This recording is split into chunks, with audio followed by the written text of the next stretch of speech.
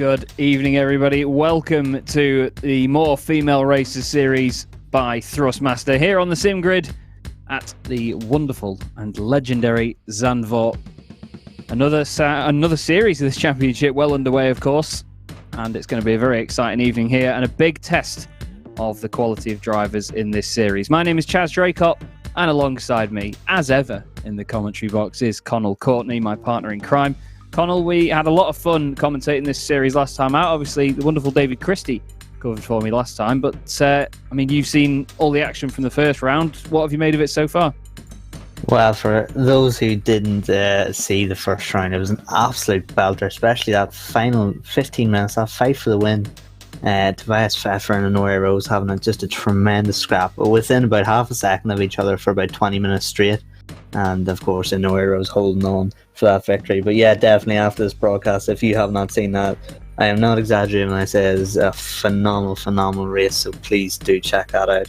So Misano brought a brilliant race, and it's sort of difficult in the first race of a season to get settled sometimes. So now everyone's got that experience under the belt. We've got some new people in, we've got some established people of the More Female Racer series, so we should be getting well settled in now as we head to Zandvoort.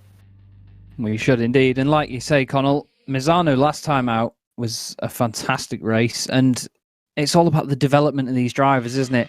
When we first started covering the series, when we had the very first round at the Nürburgring in previous seasons, it's just the difference from the drivers and how they've actually performed to then the final round. It's just been incredible, and that's why we're here. They're helping these ladies get into this properly and giving them the guidance of having the co-drivers. There's a lot of different elements in this championship, not just for us as commentators or as spectators, but for the actual drivers themselves as well. There's so many places where they can try and improve or just get help from. You can see there, of course, the John Lacey Esports Academy team leading the way, the number 956 machine. Top of the pile there, Mia Rose and Inoue Rose. In that one, the Hungarians, second place in the Ferrari GT3 Evo, and making it three manufacturers in the top three is the GTWR Female Racing 3 team. Obviously, GTWR fielding a couple of those teams. And a Lamborghini Huracan GT3 Evo in third place. In the Pro-Am standings, we have Map 1 Racing, McLaren 720S, with the Biscuit, I'm going to say Biscuit, or the Biscuit Motorsport MFR machine, the Nissan GTR Godzilla itself in second place. And then third in Pro-Am, Team Edison Genius Racing Bulbs, the Mercedes-AMG GT3 Evo. And of course, Connell, that GT3 Evo, we saw it do very, very well at Imola in the Endurance Cup. So it's good to have it here in the More Female Racers series as well. And obviously the main change this season is the fact that it's GT3 cars and not GT4. Yeah, it could be a step up for some of the less experienced, but GT3, as we always know, we've seen throughout the sim grid, brings up some fantastic racing. But important to note there, just looking at the championship, GTWR came across the line in second place, but unfortunately Tobias Pfeffer actually got a drive through for track limits with 2 corners of the race to go. So that demoted him down into third position. It could have been a lot worse, but their gap over the rest of the field was that large. So yeah, definitely contenders GTWR, but that mistake could be costly in the long run. Good indeed. We've seen how much Tobias pushes before, so it's no surprise that sometimes he does get those odd warnings, but it does come with some incredible pace. And that's, again, one of the more exciting things of this championship. We had a lot of races last season where the first driver, of course, would take over and maybe have some incredible pace, and then the second driver wouldn't. So you'd see a big swing in fortunes when it came to the second half of the race after the pit stops, and then other times you'd see it the other way around. Maybe a driver would qualify well, have a bit of a poor stint, and then their co-driver would then sort of take the reins and bring the car back to the front. So I think that away from the usual stuff we've got here on the sim grid, where we have obviously teams of 2 drivers and they're both alien pace, when there's a bit more of a mix and a bit more of a variation in driver's pace, it adds up to some very interesting racing for us, doesn't it? Yeah, it does. I mean, we've seen some swings, and of course 30 minutes isn't a long time to work, but when you do have that sort of variation in pace, you can make up your ground. We've seen people like Gregor Schill, Vicky Thompson, who were a little bit further down the order at Misano there just last Monday, and had a very, very entertaining fight back up through the field. Of course, we know the pace of those two and many others in this series. So yeah, and another thing we mentioned a lot in season 1, Chaz, we were talking about this, but when you're less experienced or you don't quite have the pace, when you have a teammate like that, when you have a teammate like Gregor Schill, when you have a teammate like Vicky Thompson that essentially drags you up to that pace or close enough, it's way easier to progress and learn when you've got someone you can follow, you can analyze their data. Just basically information overload with those types of teammates, and it can bring you on so much faster than if you were just doing it on your own. Yeah, definitely. And I mean, I can hold my hand up and say I've spent a lot of time in the sim just thinking, oh, if I put laps in, I'll get better because I'll find out where to grab the pace from. But really, you need more of a visual and a physical indicator as to where you can gain that pace. Sometimes you can just get sort of bogged down with, oh, I got that corner right once, but I just can't get it right again, or I've gone a bit deep into there, or maybe I should stay in a different gear. You can get into your own head way too much with that sort of stuff when you're just trying to lap on your own time after time. And I think that being honest, like I say, if you've got that physical sort of indicator and someone to follow, someone to watch, and even just a teammate, it's awesome. But Zandvoort, as we know, it's a very difficult circuit if you're trying to find time around here. And what we're going to do is jump on board with a hot lap and just show you how it's done around this very legendary circuit. Across the start-finish line now. T1, keep it a left, brake at the line there you see coming across the track, get it deep in, get the apex, stomp on the throttle. That carries much grip to the corner. Through T2, stay to the left here for T3, brake really hard, don't hit any of the curbs.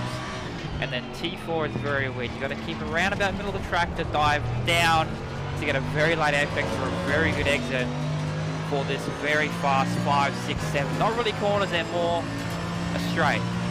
Through 6 here, through 7 here. The car will get a little bit light over the crest and then brake hard and be committed as hell through turn 8. Keep it all the way to the right. Use the curb on the right there to accelerate. And then you set yourself up with 9 all the way to the left. Commitment is a massive thing here, and then brake for turn 10. This is going to be a very important little sector here because you will make or break your lap. Go all the way to the right for turn 11 here. Try and keep as much pace in the car as you can because it's a very, what seems to be late apex, but it's not. Use all the curve on the outside if you can. A nice little tiny straight here to set yourself up for the last bit of the track. Brake hard into turn 12. Don't use the curve on the inside. Turn 13, use it if you want to. Get on the throttle as early as you can. Use the curb on the exit if you want to. And then you got yourself your last two going to turn 14. Brake before the track goes up. Use the inside curb. Carry the throttle. Get the exit. Don't use too much so you get the gravel. And turn 15 is flat out or a lift depending on what you're carrying in your car. That is one lap of Zandvoort by myself. And there you go. That's how you string together a lap around Zandvoort. Very, very tricky circuit to get a good lap in. And to be honest, Connell, as we've had comments in the YouTube chat saying as well from Damien Reed, it can be a really tough track to make a move stick around here because a lot of it is so flowing. If you're going to get it done, you're going to hinder yourself into the next corner, aren't you, if you just go offline that slight bit? Yeah, we've seen that a lot actually at Imola. We know Imola, of course, being a very flowing track. We've seen people making passes and then pretty much getting compromised in their exit or through to the next corner, and then they lost 2 positions. So they gain 1 to lose 2, which is not normally the way you want to be doing it. But it's a product of a flowing track such as this or Imola. And yeah, it's quite narrow too in certain areas. So it can be a little difficult to make a pass stick. But I think we've seen enough, also in real life, we've seen enough races here at Zandvoort to let us know that there is still potential for some cracking racing. Yeah, there certainly is. There's so many very different corners here as well. You've got slow hairpins, you've got really slow chicanes that then lead into hairpins, you've got 90-degree right-handers, you've got long sweeping fast corners like the final corner here that we can see Alethea Book in the GTWR female team just going around. And the long straight here as well. Plenty of chance for some slipstreaming. And one main thing about a lot of these corners here at Zandvoort that you are going to notice tonight, everybody, if you haven't seen it already, is a lot of the corners are on camber. So the corners really do lean. I mean, we've obviously had a revamp of Zandvoort in real life, and there is a massive amount of banking now in comparison to the final corner that we have here. But you can see there, look, the corners just sort of give you this false sense of security sometimes that you're going to have some more grip. But then when you go down a section like this, you're going to be going over the crest in a moment. The grip's going to suddenly disappear when you're flat, and then onto the brakes, get it tucked in. It's just such a demanding circuit, especially this middle sector here, Connell. Now, I always say I'm not a massive fan of Zandvoort, but I think that's just because I'm absolutely rubbish here. This really open section, especially this right-hander, it's often a bit of a cocktail for disaster because there's so many different lines, as you can see the Aston Martin going off there. There's so many different lines that you can take through these two corners. It can go very wrong very, very quickly if you're racing closely, can't it? Yeah, I think the varying lines there is what's going to be tricky come race time, especially in the early stages in the first few laps. It's going to be hard to really predict where the driver in front or the driver behind will be going, because you see here, this section, you know, it is one line, relatively speaking. You know exactly where the car is going to put themselves, or where they should be anyway. But that middle section that you're talking about, it's anyone's guess, really. And of course, especially in that middle sector, different manufacturers will have different lines. So you could be battling with a Lamborghini, and then you get past it and you find yourself having to adjust your line to compensate for a Lexus line, for example. So yeah, it's an interesting challenge for these drivers. It really is, and it's nice in this series to see so many manufacturers represented as well. We're looking at the McLaren here of Alu Gobi in the Mach 1 racing machine in the Pro-Am class.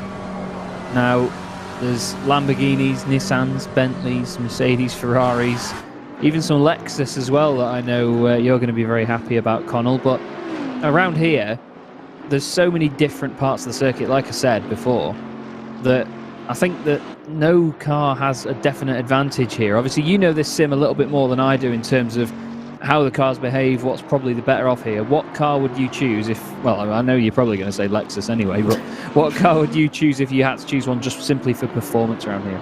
Well, it's funny you mentioned the Lexus. I've actually, I've betrayed what I've been saying for the past 6 months. I've jumped to the Aston Martin now. So. Oh my goodness! Yeah, me. I know. It's breaking news, but I've signed a long-term deal with Aston. No, I'm not quick enough for anyone to sign me. But yeah, actually, big fan of the Lexus here, right around Zandvoort. Just through the flowing corners, it does seem to flow quite well. You need a car that obviously is turning, and then when you think of a car that doesn't understeer, we were just looking at a Bentley there, you'd think, oh, hello. Oh. Yeah, that can happen. Is just what you're saying, Chaz, actually. Just you get a little bit greedy with the banking, the favourable banking that you have, and you can feel as though you can just whack on the throttle and have no consequences.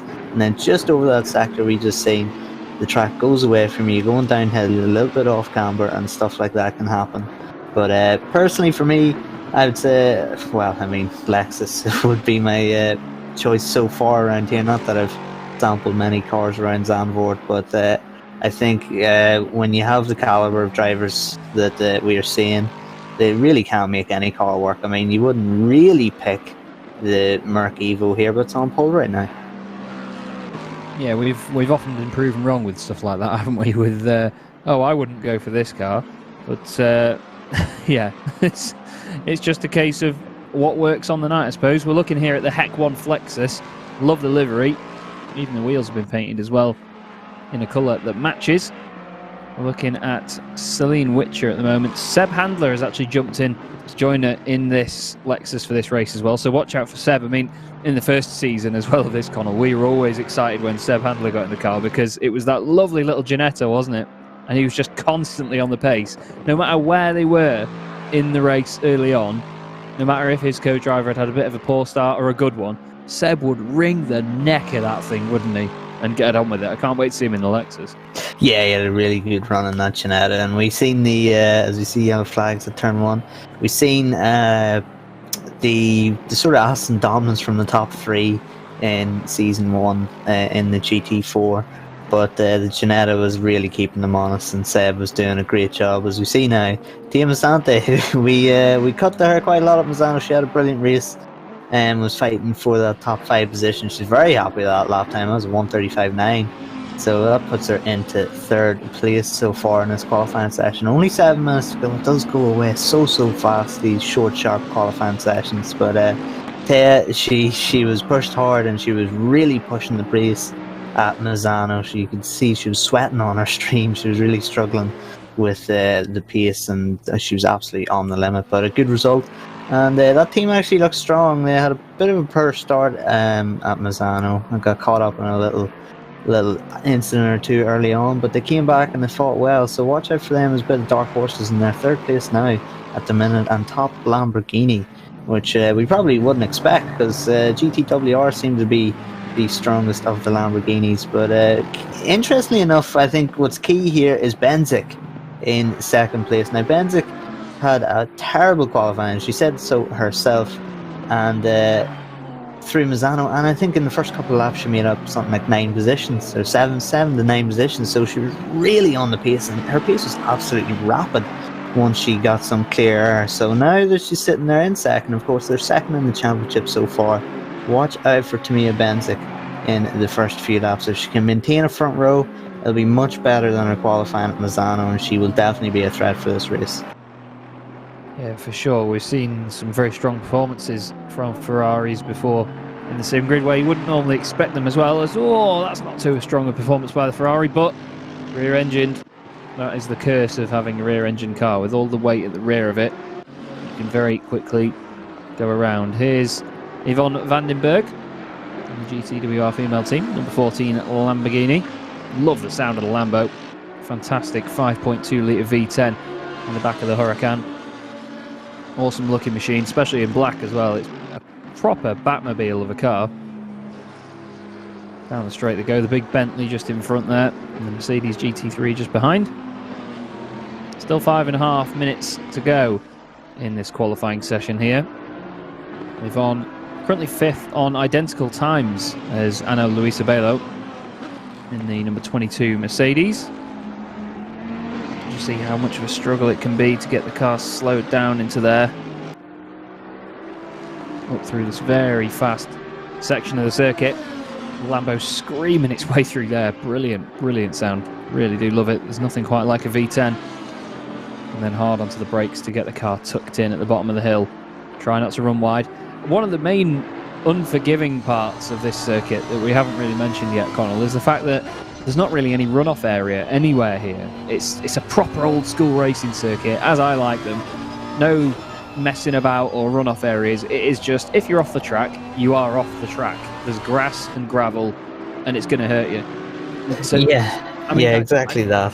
I know that circuits nowadays, they want runoff areas because they don't want cars to dig into gravel traps and roll over and get slowed down too aggressively, but it's a bit too forgiving. You don't see cars just go off and then that's the end of their race. It's just not how it is, you know what I mean? There's Charlie Martin there just having a bit of a moment. Now into the hairpin as well. It's so easy to overly push the car up there, isn't it, out of the first couple of corners? Yeah, it's exactly what you're saying there. It was just a prime example of not being too of a forgiving track. I mean, you and I think Casey Stoner, if you've ever heard a Casey Stoner interview, the MotoGP World Champion, he is just so angry when it comes to tracks having runoff. He wants grass and gravel right at the edge of the track. But it certainly helps sort of inconsistent drivers like myself. But anyway, regardless of that, exactly, old school. I mean, you go off here, it's very difficult to get the car stopped before you hit one of these nasty barriers. So consistency will be key, more so than at a track, say, like Paul Ricard, with the amount of runoff that Paul Ricard has. So Zandvoort is a real throwback to the old days when you weren't having a nice time if you had made a little mistake. No, that's it. But I do sort of like contradict myself a little bit, because I'm always like, I don't want it to be difficult. I want it to be as easy as possible, but at the same time, I don't want it to be too easy. I don't want to just be able to think, it's fine, I'll just go on the concrete bit, I'll run off.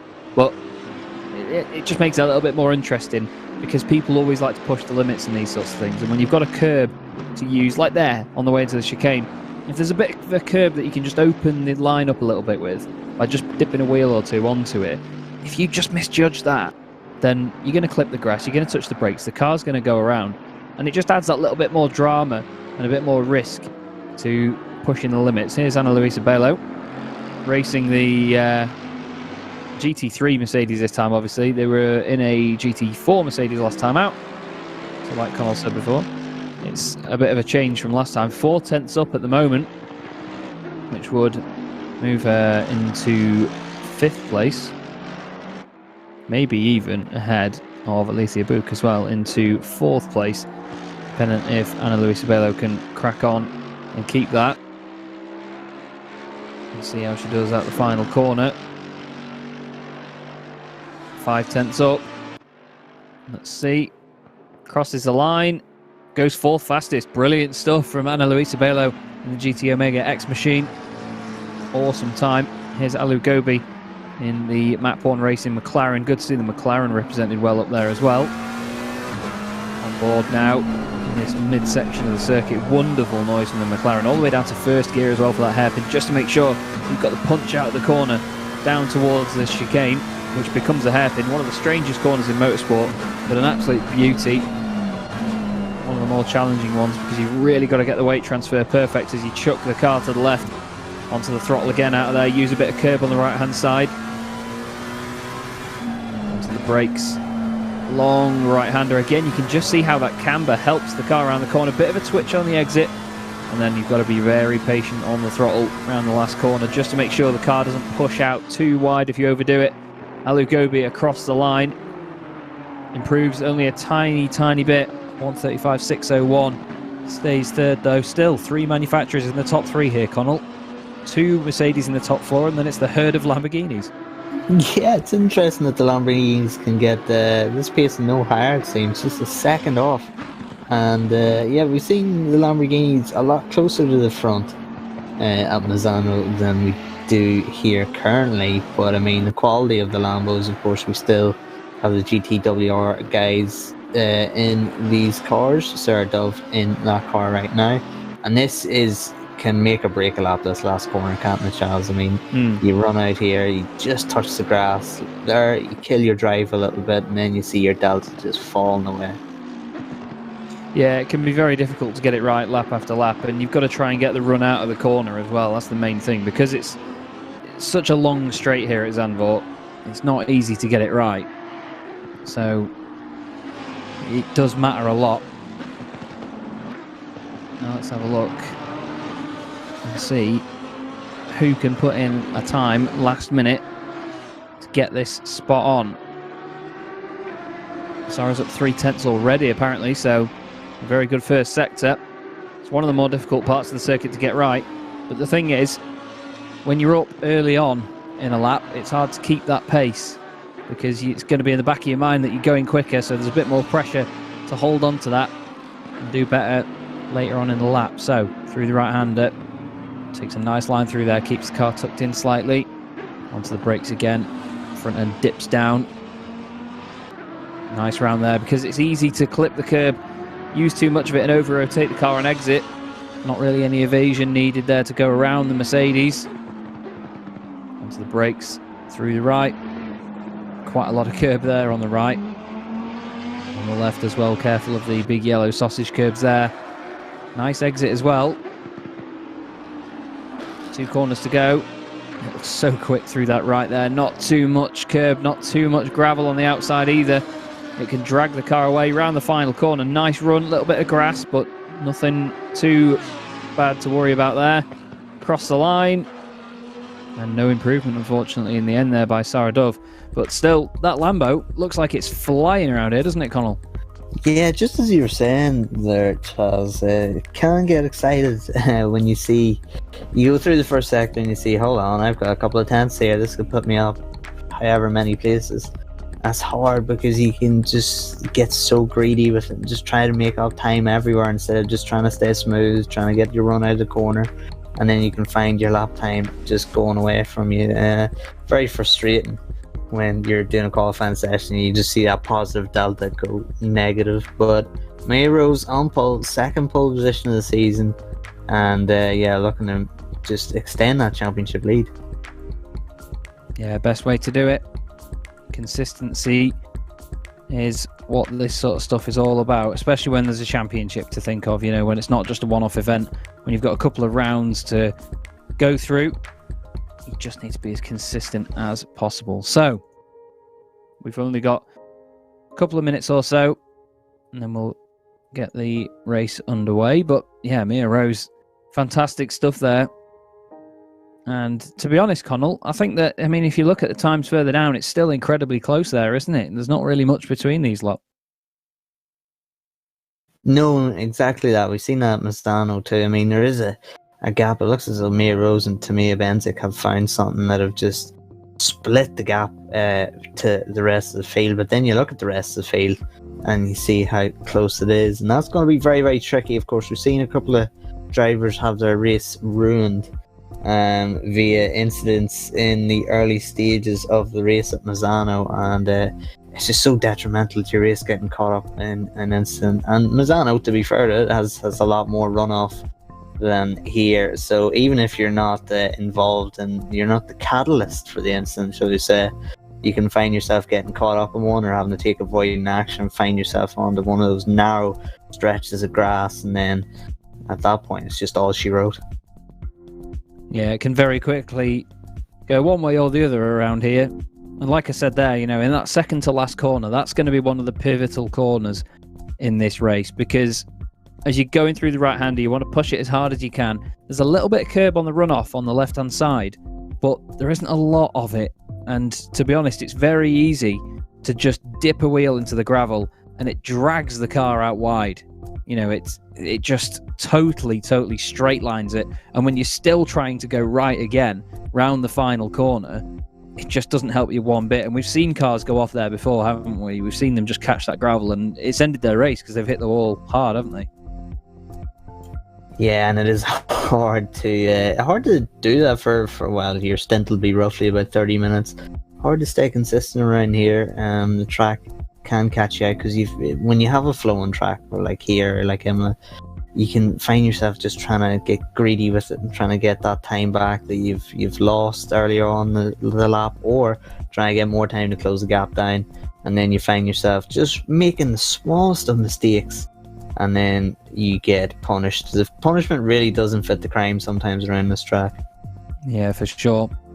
It's often that drivers do lose out a little bit from it, maybe more than they should have. But here is our wonderful look down the grid. Of course, Mike Yao from Simply Race on the broadcast once again. Thank you very much for your hard work on this. Michael Hamlet giving us all the information. I was driving him absolutely mental before the broadcast in asking him to amend driver lists and everything. So thank you, Michael, for putting up with me. But we have a wonderful grid here. We've got the Bentley squadron in the middle of the field. So that should be interesting to see. And obviously, then you've got Kamugli in 15th place, just on the left there, in the Nissan. It's going to be good to see how the GTR goes around here. It's a bit of a Marmite car, isn't it? We've seen it do well. We've seen it have bad races. It just seems to be one of those cars that really has to suit a circuit, doesn't it? And then, unfortunately, most of the Aston Martins in the field at the back of the pack here. Actually, all three of them, unfortunately, at the back. Yeah, it must be my effect. Ever since I've swapped Aston Martin, I've never seen these cars at the back. But yeah, I love that little Labrador on Andy the Lab. Of course, it's on Andy the Lab's car on the right-hand side of the car. I hope that's actually her dog. That'll make it even better. But regardless, sorry, I'm just enjoying my dogs. Here we have Althea. For Tia, the qualifying didn't quite go. She was up in third at one point, didn't quite go to plan. But she's there and she's in the fight. She's in that horde of Lamborghinis. So a good couple of laps, and she can find herself maybe splitting away from some of the lunacy going on backwards behind her. And if there's a big battle behind her, you can find yourself just stretching them just by being consistent. Because as we all know, block passes hold you up massively. and then you can find yourself just stretching. So for sure that'll be a hope, that'll be a potential tactic. But I mean, if anyone says they have a concrete strategy for a race, they are lying, because really, I mean, you find yourself just putting your strategy up on the fly. You can have an idea, you know, if you feel like you have the pace, yes, I want to go, and then you find yourself getting a rubbish start and you just have to adjust on the fly. So yeah, certainly the drivers here sitting on the grid will have a rough idea of what they're planning to do, but it just all depends on these first few corners. Yeah, the first corner's a bit of a tough one here at Zandvoort as well. It can very easily go downhill if somebody just overcooks it. We've seen it before. And to be honest, I'm intrigued to see how patient these drivers are. And that's one of the main things in a series like this, isn't it? You need to be patient. You need to just be so careful with what you're doing and how you manage the car and how you manage the traffic. You know, it's easy to get swamped in traffic, especially around a circuit that can be as narrow as Zandvoort. But you can see then, drivers all pretty much ready to go. Massive pile of Lamborghinis there, just in front of Charlie Martin. Love that headset, by the way, actually. I'm a fan of a white headset. Yeah, so very festive there with the Santa. Of course, Charlie is part of the Thrustmaster Rockets, her and Tia. So it'll be interesting to see how they go. Of course, Thrustmaster sponsoring this event, as with many events at the Sim Grid. So big thank you for their support. Yeah, indeed. Thank you very much, Thrustmaster. We're very, very pleased to have you as partners. And of course, Coach Dave Academy as well. I believe a lot of these cars will be running Coach Dave Academy setups. And there we have the Thrustmaster discount code for you as well, of course. TMMFR15. If you head to Thrustmaster and want to buy any products from them, use that code and you get 15% off. But now there's an interesting release strategy from the grid there. Statement of intentions, wasn't it? I'm diving to the inside no matter what. Yeah, that's a definite moment for intention there. But just talk us through this, Connell. In terms of race winners, obviously you saw the first round of the championship while I was occupied elsewhere. Do you have anybody that you think could take this? Yeah, well, I think judging from the Misano race, I mean, what the rest of the field didn't want is that Mercedes being on pole position. I mean, the way Maya Rose and Nora Rose, it was in doing the second stint, the way she defended from Tobias Pfeffer, I mean, she withstood 20 minutes, if it could have been even more, 20 minutes of pressure from Tobias. I mean, Tobias Pfeffer was about half a second to a second off her constantly for the entirety of that race. And I mean, he was looking at every opportunity to make that pass stick. And Honora really just defended so well, and just didn't. I don't even think she got past at any point, because her defensive driving was absolutely immaculate. So it'll be interesting now, the drivers haven't watched that. Will they just be desperate not to let that Mercedes open up any sort of gap and make sure that they end that first stint in front of them? And of course, Tamia Benzik was the biggest climber through the standings in race 1 in the early stages. So now that she's on the front row, better qualifying, much better qualifying. She was 9th at Misano. So we'll see, will she be aggressive right from the off and try and get in front of that Mercedes. But yeah, it's going to be a lot more of a challenge to make a pass here than it was at Misano in certain areas. But for sure, that is not what the rest of the field want to see. But I mean, it's not as though it's a clear-cut decision, of course. It's harder to be just inch perfect in 2 races as opposed to 1. But we know the caliber of that Mercedes, and they'll be desperate to maintain that championship lead. Yeah, it's going to be a very focusing first few minutes just to see if anybody breaks away at the front of the pack. Yes, like you say, Benzik in second place, definitely one to watch. Mia Rose at the very front. Quite high ping on that Mercedes though, you see on the left hand side, so hopefully that doesn't cause any issues. Yeah, similar was Misano, but there was no real rubber band, nobody reported any issues, and seemed to be fine from all that we've seen. That's all good then. Well, fingers crossed we see the same tonight. But round 2, of the More Female Racers series here on the sim grid by Thrustmaster is about to get underway. It's the 956 Mercedes leading them, with the Ferrari and the McLaren and the Lamborghini behind. Falling manufacturers in the top four. We've got an Aston Martin stopped right near the back, but we're underway, and it's a fantastic start by the Ferrari. One of the Mercedes flies out to the right-hand side of the circuit, down towards turn one, on the brakes hard, and look at that down the inside there. Is that Ana Luisa Bello? It is. Down the inside, what a send in the 22 Mercedes, up to third place from fifth already. Some of the GTWR Lamborghinis really bunching up a little bit behind. On the bottom right of your shot, you'll see just how compressed it gets into the hairpin. Oh, there's contact, there's a Bentley sideways, manages to save it. There's one of the GTWR Lamborghinis down the inside. But other than that, actually, to be fair, Connell, we've got two of the Bentleys making contact again as they go over the top of the hill. Seems like the black and blue Bentley there having a bit of a nightmare together. But wow, feisty stuff early on.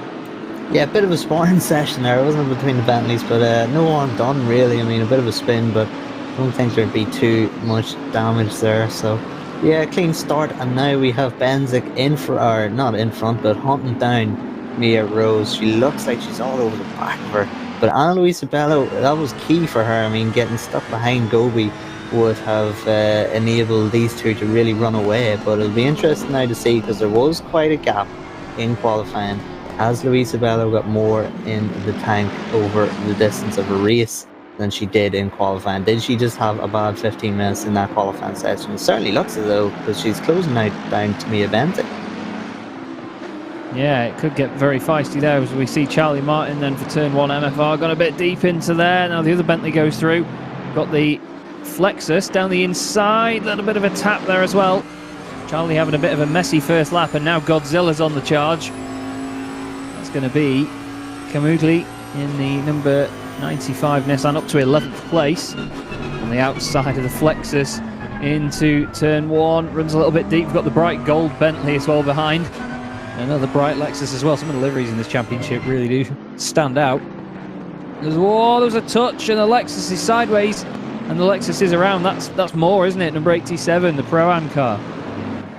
Yeah, it looks to be, and there's a little, maybe an unsafe rejoining, but we'll have to see in the replay. But yeah, we were just looking at the onboard, looking at the back from Charlie Martin's car, and you can see that little bit of a defensive block pass there from that Lexus. Oh, as we see it pass for the lead now. That was a mistake from Mia Rose, and to Mia Benzik wastes no time, pushes her out, makes contact, a little bit of flashing of the lights, but realistic. That's Vandenberg. Vandenberg's in the wall, and that was not good, because Vandenberg was fighting for the top five the entirety of that Misano race, and that was not good for their championship challenge. No, that's a big change there. A big change indeed. And this is what these races are all about, isn't it? You know, the very exciting races that we get to witness, but more and more change and early championship implications. But Mia Rose, you could say, elbowed out of the way a little bit for that lead, but maybe Benzik just going a little bit wide in there. But the Ferrari leads the way at Zandvoort. The two of them starting to break away. Ana Luisa Bello, though, down the inside into turn one was amazing. There is the contact. The Lexus just not quite sure if it was the Lexus moving over the front of the Bentley or not. But still, there was a bit of a fishtail effect going on after the contact. But that 956 Mercedes, covered in the wonderful livery it's got, very in-depth liveries. Here we go. Here's a view of this again, Connell.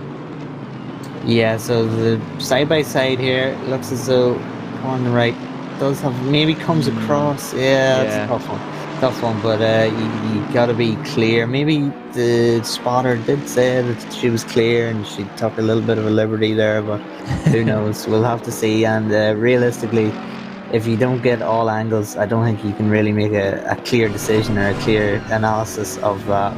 But no doubt Mike Yao, as we see, has all the angles covered. So yeah, it narrows here, and you really want to get the race in line. A little bit of contact, and that is all sure. Hopefully there's not too much damage there.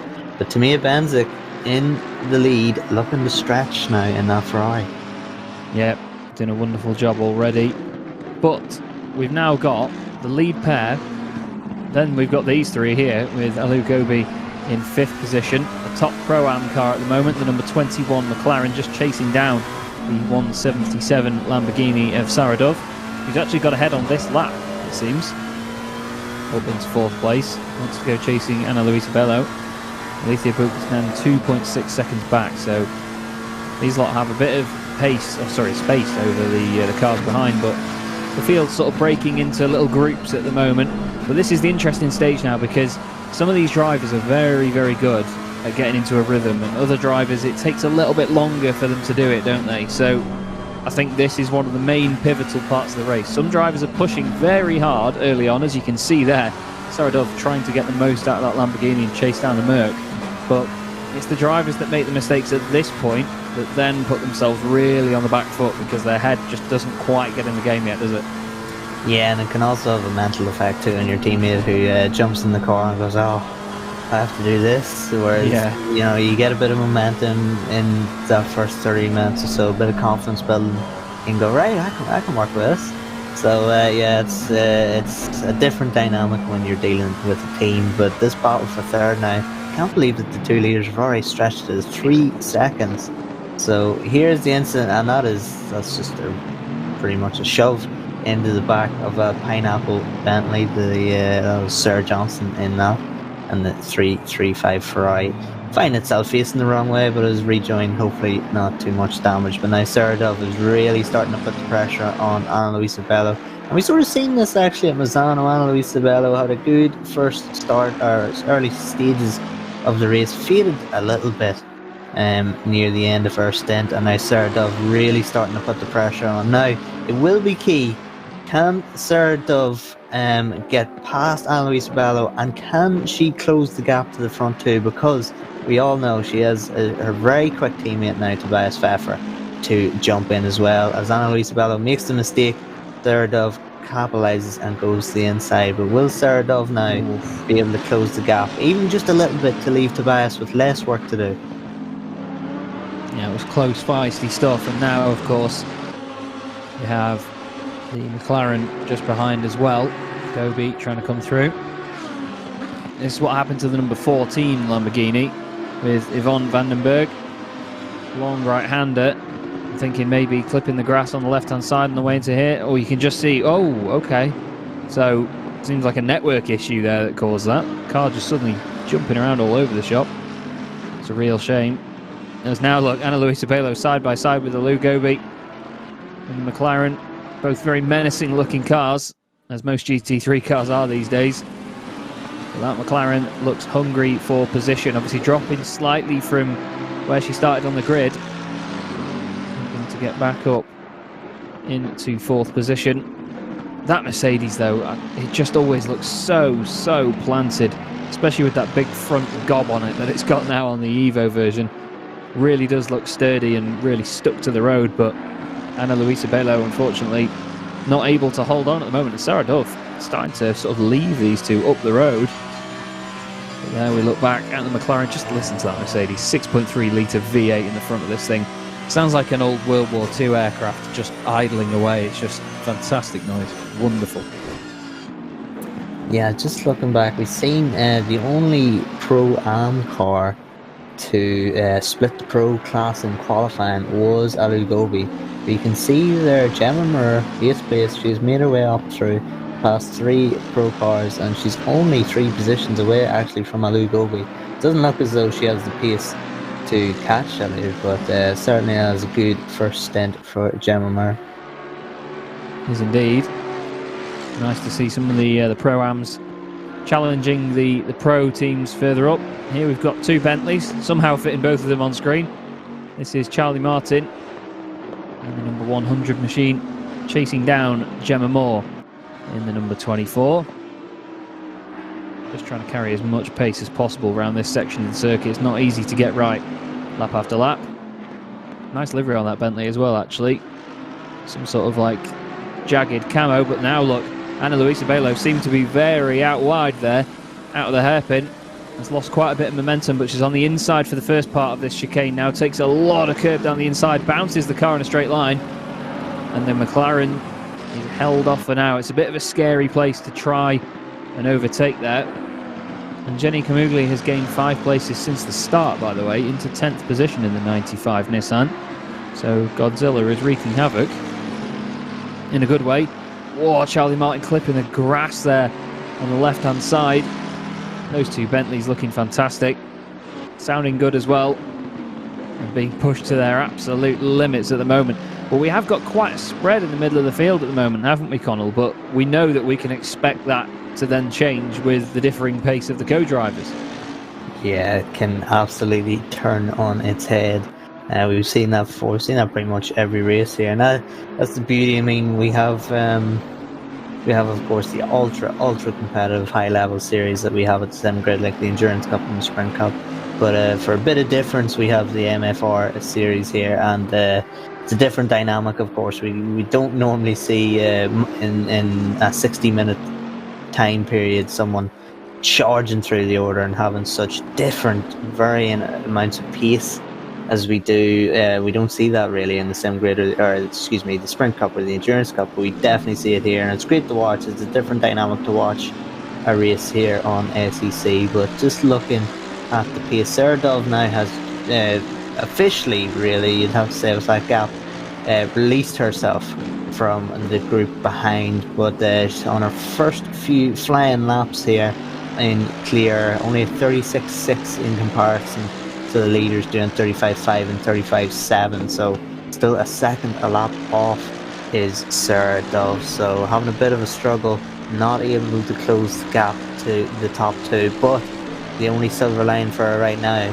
is that the championship leader, the championship threat, is in second place. But in saying that, if the positions stay the way they are, we will have two championship leaders, two teams, the Ferrari and the Mercedes. And we will indeed. Mia Rose all over the back of Tamir Bensick, and Charlie Martin there, as you could see, was all over the back of Gemma Moore. But now, this lead battle, now the pair of them have broken away a bit. This is starting to heat up now, because Mia Rose has grabbed some of that advantage back, and the level playing field is once again in sight. Now, this is such a difficult part of the circuit to keep the speed up and keep it clean. Look at that, Mia Rose really closing on the brakes.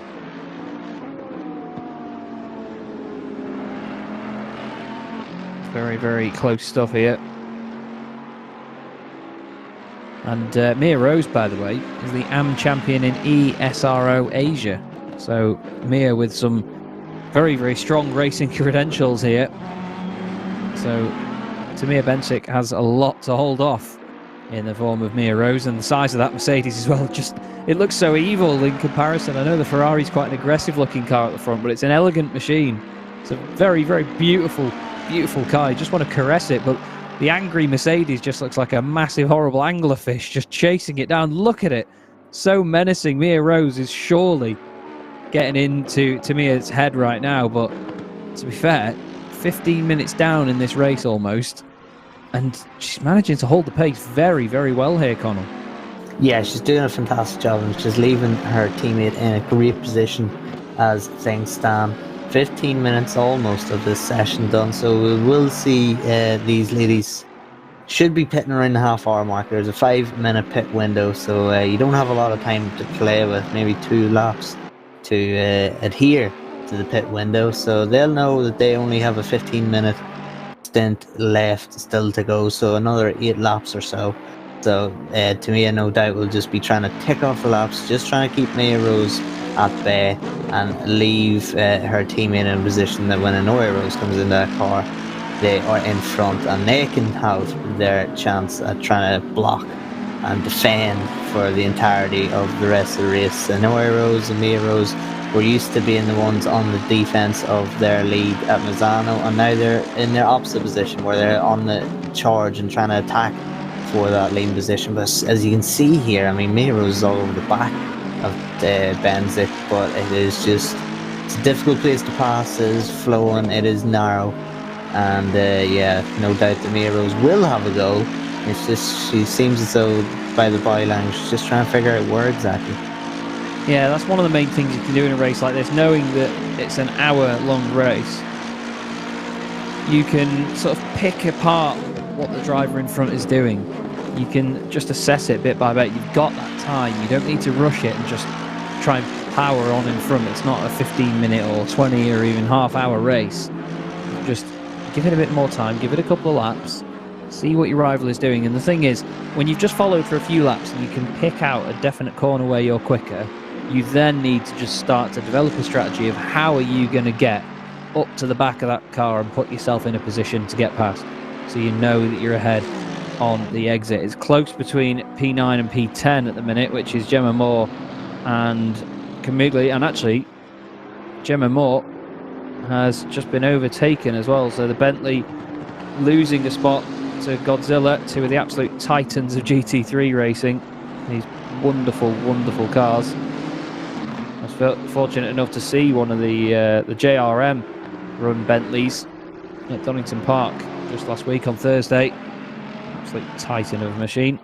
And now Verena May has got Edwards just in front there in the Mercedes as well, another Ferrari just trying to make her way through the order, a Style Girl Racing. But as the comments say in chat here, Connell, and we mentioned it earlier, it's so difficult to get an overtaking move to work around here, isn't it? Yeah, exactly that. The flow of the track.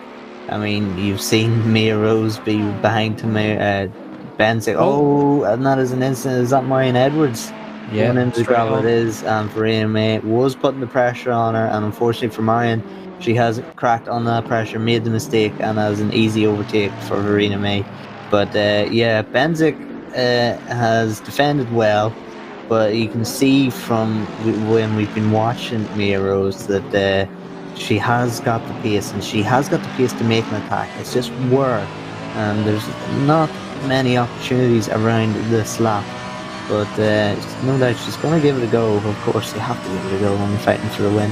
But it's going to be a tough one to try and figure out, because that Ferrari does look pretty stable at the minute.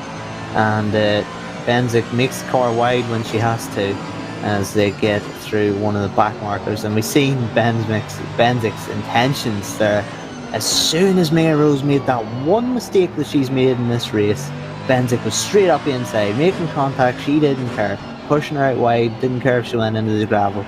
She was getting her way to the front and trying to block for the remainder of her stint. Well, we've got no definite runaway winners here. This is a very interesting fight near the front. We've even got an interesting fight just behind as well, which is in the bottom right of your shot. And Luis Abello just trying to stay ahead of Alu Gobi. Sheldon Muscat, of course, teammate with Ana Luisa Bello. Those two last season were teammates as well. Good to see them retaining that lineup for this season. But nearly 20 minutes of this race gone already, Connell. But look at that. Mia Rose just showing her nose down the inside there, just saying, I'm still here. Just filling the mirrors of Benzik. And it's those little mind games that work so well in a race like this. Now Ana Luisa Bello's having to get defensive, goes over to the right. Gobi to the left. Now has she gone a bit too hot into there? Can Gobi get a cutback at a bit of an overlap now? They're side by side, bit of a slide from the Mercedes. Gobi needs to leave room here. They're rubbing doors into there. Oh, there's contact. The McLaren sideways, the secondary contact, and Gobi's around. I'd have to have another look to see, because I think there was a bit of 6 of one, half a dozen of the other there. I think Bello might have turned in, but Gobi went for it a little bit late.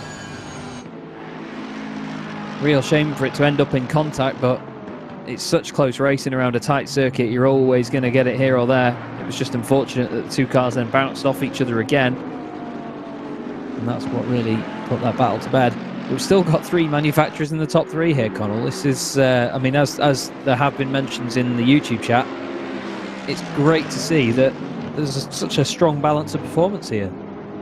Really is, and this is not going to be good for Mia Rose, trying to muscle her way on through a back market, just desperate to try and stick with Benzik. But if she's not careful, she might get a little talking to by the stewards, and also could pick up some silly damage there when you go into the pits and you have to repair 3 to 4 seconds damage. You forget to take it off, and then you find yourself losing that time to the car in front. Now here's the incident, Luis Bello and Alu Gobi, and it was very tight here. We've seen from the helicom they were almost making contact just here, and then Alugobi still tried to make the pass, and then at that point it was just contact, and then unfortunately for Alu, spinning around Luis Abello, got the better end of that deal there, being able to rejoin without being facing the wrong way around the track, but hopefully no damage done too badly there. Yeah, it was a real shame, like I said, about that secondary contact that they had. That's what really turned the McLaren around. And to be fair, the Mercedes could have had a bigger hit into the wall as well, and it would have really damaged the car. But I think they got away lightly there. But Mia Rose has dropped off now because of that little contact with Melissa Taplin. And it was more than a tap, wasn't it? Let's just say that. It was just a case of, right, if you're going to defend the apex, then you're not going to make the next one. Have it, get out of the way, and just crack on. And now she's got even more work to do. The gap is 1.9 seconds to Benzik at the front. And P5, there's only a couple of tenths between them. There's Alethea Book down the inside in the Lamborghini, being overtaken actually there by Gobi. Apologies. That was the Mercedes who were lapping there. Through into that section in the middle of the circuit. It's very difficult to get it right. And to be honest, I mean, that McLaren, even though Gobi's had the incident, she's still flying again, isn't she? She's absolutely on the ball. Yeah, she looks as though she was desperate to try and be released from behind on Luis Abello. It looks as though from her body language she felt as though she could actually make the gap on Luis Abello. She managed to get through, and she's proven herself to be on the pace, definitely. She's coming across the line here. We'll check out those times and monitor for you to the gap to Luis Abello. No doubt she'll be wanting to get that one back and do a better job of making the pass and getting it stuck. But yeah, good job from Tia too, not trying to fight it too hard with a back marker on the outside and getting stuck into some damage or with an incident the race direction would have to look at. She's just minding her own business, getting her own race done. She's got 3.8 to the cars behind, and there's nothing to say that one of the cars in front will make another mistake. Here's Sarah Johnson in the world's biggest pineapple. The Bentley into turn one. A little bit later on the brakes, but has to slam on the anchors just to make sure she doesn't hit Witcher in front in the Flexus. Still a massive fan of that livery, but two very garish cars coming together here, one a lot bigger than the other, but you've got to think that when you've got a Bentley chasing you down any manner of time in a race, you don't want it to be a bright gold one, do you? No, not exactly. You might be looking at your rear view mirror, and if the sun hits it the right way, that'll be you blind for the rest of the race if you find yourself into the gravel. But no, a pineapple car is, how should we say, recognisable. You'll not miss it around the track. But yeah, the Heck 1 Lexus number 66 doing a good job so far. Of course, Sarah Johnson was caught up in the early stages in a few instances of her own. She looks as though she's regrouping just a little bit, but she has got Vandenberg behind her, and Vandenberg does have the pace, barring that mistake. Well, was it really a mistake? It looked as though it was a little bit of network issues from the replay. Vandenberg has the pace to be in the top 6 for sure, so no doubt Vandenberg will be looking to make her way past on Sarah Johnson and try and break into that top 10 before she enters the pits. But there's only really 6 minutes to go, you should say, on a standard stint here, as we see Annalise Riot in the number 42 has a little bit of bonnet damage. And yeah, it's a tough track when you have damage, isn't it, Chaz? Because the flowing nature of it and how hard you have to throw it into the corners, and that car isn't just turning right, it can be a long day at the office. Yeah, that's it. You know, you've got to consider the weight transfer from corner to corner, and if a car has got a bit more of a bias going one way than the other because of damage, it's not going to be smooth sailing. This is Priscilla Gerber in a very pretty Aston Martin V8 Vantage GT3. Such a gorgeous, gorgeous car. In Team Tryhard Racing, certainly trying hard at the minute. Can't stress enough how difficult it is as well, especially if you don't have much experience in the sim, to jump in and put in some of the times that these ladies are doing now. I think I heard Michael Hamlet behind the scenes before going, they're faster than me as well. Like he's obviously happy for the development of these drivers, but he needs to sort his act out as well, to be fair. But someone that doesn't need to sort their act out is Jenny Camugli at the moment. In the Biscuit, I'm going to call it Biscuit, so apologies ladies if it's not, but the Biscuit Motorsport MFR Nissan certainly does suit the livery. It's an interesting colour combination, but it certainly works on that car. It's a big old boat, isn't it, that Nissan? It's just a proper chunky car. Speaking of big boats, there's a Bentley missing its awning there. It's, sorry, missing... Is it called an O-ring? O-ring? When they tie up? You know, mooring. A mooring. I'm not well versed on boating and the seaside. I'm a seaside boy, but boats aren't my strong point. Well, that Bentley nearly went into the wall port side. Oh, that one in the background just did. There you go. Or was that starboard? Is it port right? Oh, I don't know. But yeah, anyway, we've got cross-channel ferries smacking into tyre barriers and missing apexes all over the place. Here's one of them now, Gemma Moore. Just after bouncing off the wall. But to be fair, Connell, she got lucky there because it's so easy to hit a wall like that into the final corner and it'll just knock the car out of balance and it'll spin the opposite way, won't it? Yeah, it can spin the other way, or you can find yourself being sent into the wall, the start-finish straight wall. I've seen that happen as well. So yeah, it can be quite difficult to maintain it. I don't really think, I mean, no disrespect, Gemma, I don't think when you hit that wall there's any skill involved in terms of avoiding the accident. You just gotta hit and hope, don't you? Yeah. You smash off the wall and you go, oh, please don't Keep it send me into this wall. But we're getting some replies in chat for your boat now. Port is left, starboard is right. There you go. Thank you, Cammy. Oh, so I was right. Port left then, yeah. Believe in yourself, man. Oh, and Alex Goldschmidt in the chat. Good to see you, mate.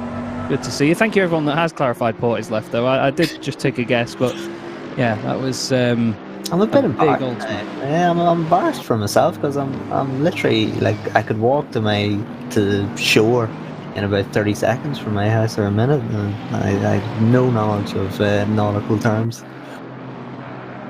Right then, so I've just remembered there's a race going on. Celine Witcher in the Hec 1 Flexus, happily my favourite looking car on the grid. I mean, I love the Lexus, listen to it as well. Big beefy V8 in that thing. Not exactly sure on the size, I think it's a 4.5 litre V8, maybe a 5. But either way, it sounds good, it goes good, and Celine wants to, well, get past. That's how you turn a cross-channel ferry around. That was a very, very late move down the inside, and unfortunately, Gemma Moore ends up, well, you could say she's moored up, really. Oh, as Celine Witcher decides that she's done, puts it straight on into the wall, maybe in a bit of sympathy for the Bentley. But that was certainly a bit of a late one down the inside there, Connell, but at the same time, it looked like Gemma was going really deep into the corner, didn't it?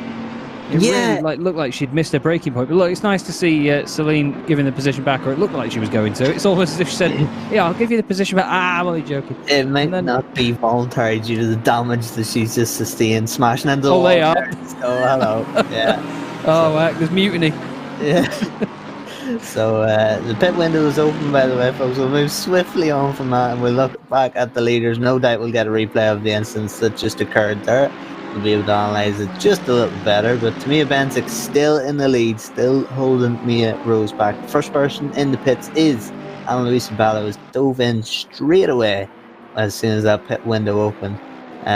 There's no real benefit to undercut, overcut. There'll be massive changes, but no doubt when you get your quicker driver in, maybe in the second stint, you will get them in obviously a lap or two earlier so that they maximise their time in the car. Yeah, that's very true. I've decided that I'm going to start doing a Bentley Championship and have it sponsored by P&O Cruises. But Benzik at the moment, and with Mia Rose now back behind, Mia has really put in some fast times now and closed this gap up. You'll be thinking that she'll be hoping to get in front before this pit window. Well, the pit window is obviously open, but before the pit stop. And it's just all bit of gravel there. That's the scary bit, isn't it? In that second to last corner. Because you can lose so much time. And look, Mia Rose instantly. Oh, they're both coming in. Very, very late decision there for Benzik, but nothing lost, nothing gained at that point for the pair of them. But wow. Oh, so my two heart leaders. in my mouth there, Charles. Oh my goodness. Mine went the other way. I think yours might have gone in your mouth. Mine fell out my backside, and that was a proper scary moment with them pair. Sarah Dove comes in as well. Oh, Azay up in the background there. One of the Lexuses decides to do a David Coulthard and cracks on into the wall. Gonna have to do Austin Powers to get out of that wall, isn't he? Yeah, he's gonna have to properly put on a bit of a show. Here's Sheldon Muscat, who's now in the Mercedes, the 22 machine. Obviously raced with Ana Luisa Bello last season in a GT4 Mercedes. I don't think they'd do so well if they were in that car now against these lot, but isn't that a good-looking car, that Mercedes-AMG GT3 Evo, which rolls off the tongue. Now here is the incident again between Witcher, who put a spell on Gemma Moore and tied her up in her own Moore. Now from there, it doesn't look like Gemma's missed a breaking point. It just looks like Celine's gone in just a little bit too hot there and just made the contact, unfortunately. And we've had news that the 956 Mercedes, as the Lexus makes friends with the wall, has jumped the Ferrari in the pits, Connell. There has been a lead change, so just getting into the mindset has properly made the difference, I reckon. Yeah. Well, you could say that. Either that or it's just a good pit stop. Yeah, lost a lot of time actually to Mia Benzik. 3.5 seconds is the gap, and stunning. I don't know quite what happened there for the Hungarians. That was really disappointing. It did all the good work to Mia Benzik. Did such good work there in her stint to hold Mia Rose down, and Noah Rose, we know the pace that Noah Rose has, so it's going to be very, very difficult now for Pinches to actually close that gap and do all that hard work all over again. And Kamugli is a stop go 30-second penalty. All that hard work in that Nissan has gone to waste as a stop go 30-second penalty. What we can only assume is speeding in the pit lane. Yes, it is. Michael Hamlet has confirmed us. So yeah, that was a disaster. But I don't quite know. Maybe Tamia Benzik missed pit entrance a little bit and had to check up and reverse a little bit and lost that 3-second gap. So yeah, disaster for two teams in that pit stop. Yeah, it's a real shame that Kamugli too fast for everybody else on track and then too fast for the race stewards, of course, with the pit lane penalty there. Now this is getting focused in here. Jack Noller is trying to guide that Bentley between the Lexus and the edge of the circuit. Is he going to have the pair of them round the outside into turn one? That would have been amazing. As he just tries to fit the Bentley between the Lexus and the edge of the circuit. It's like trying to get the QE2 down the Thames. There's all just behind there's one of the GTWR Lamborghinis, just tries to take a chunk out of the Lexus and see what it's made of. And tiny little touch there. Manages to keep it on going though. That was pretty fair. Because you could have said there that the Lexus would have been spun around very quickly and the Lambo could have not got out of it, but did just that. And now, of course, that stop-go 30-second penalty has now been passed on to Declan Bowler, who was in the chat before in good old Godzilla. It's such a shame, though, that's really changed the race for them. And, of course, it's one of the top runners in the Pro-Am category. Yeah, I mean, I think we've just seen, actually, the Lamborghini that was involved in a few incidents there beached in the gravel. But now, Timo Props in that 177 car. We don't have Tobias Pfeffer in the car as we did at Misano, but Timo Props is definitely a worthy substitution. And 14 seconds though to Pinches and Anoa Rose. And we know that Anoa Rose and Pinches are absolutely rapid, so it's going to be very difficult for Timo Props to make that time back. He's really going to have to rely on a mistake. Now we have one of the grid admins, Jack Bird here, in the car that Alou Gobi has given to him, and that is going to be a pass that's going to be very, very close. Jack Bird did very well actually to defend that, but Giorgio Simonini, and we all know the calibre of Giorgio Simonini, current championship leaders in the Endurance Cup and of course World Cup winners, is Giorgio and George Sheraton Co in that GTWR car. So Giorgio Simonini now, he's just made his way up to 5th, and now he is looking to press Sheldon Scott Muscat. But in saying that, look at that gap, 19 seconds. So it's what we were saying earlier, Charles. You know, we were talking about some of the faster drivers maybe being left with too much work to do. And I think looking at Simonini, I mean, the difference between Simonini and Muscat's pace, I don't think will be that much, so that Simonini can make that time back, and he'll have to rely on a mistake for sure. Yeah, that's the thing. a lot of these races, we always talk about consistency. No matter what we commentate on the sim grid, the main thing we discuss is consistency. And when you've got two drivers in a car that are of different pace levels, trying to keep the consistency over the course of the whole race is pretty difficult. But of course, each driver needs to hold their own as well. Jack Noller has a lot to do in this race, but so too does Bird. But to be fair, Bird under a little bit less pressure at the top of the Pro-Am. Now this is the difference between second and third in Pro-Am, and it's just over 0.4 of a second. Jack Noller chasing down Ricky Thompson in the 587 Mercedes.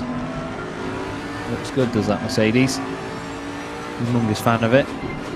Love this section of the circuit. That little change there, just where the circuit goes flat, just before it goes over to the right-hand side, is what really upsets a lot of cars. It depends where you're braking, where you're changing down, where the weight of the car shifts, and how much it shifts as well into there. Because don't forget, when you get it slowed down, it's going over a crest, you're turning right, changing where the weight's going, you're then doing it again, you're getting back on the brakes, chucking it to the left, and then it's on camber. So the car and its suspension, everything underneath is doing so much hard work around so many bits of this circuit. You really need to make sure that you have some decent force feedback going through. And obviously, if you want to do that, you can of course get yourself the Thrustmaster, partners of More Female Racers series, so you can feel everything the car is doing. We do have a promo code, there it is, TMMFR15. So make sure if you do go and buy any Thrustmaster products, you use that code. They are of course a partner here at the Sim Grid. So too are Coach Dave Academy. A lot of these cars out there running Coach Dave Academy setups.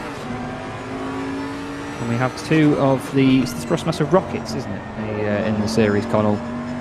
And both doing a good job so far, really. Both making the most of this race.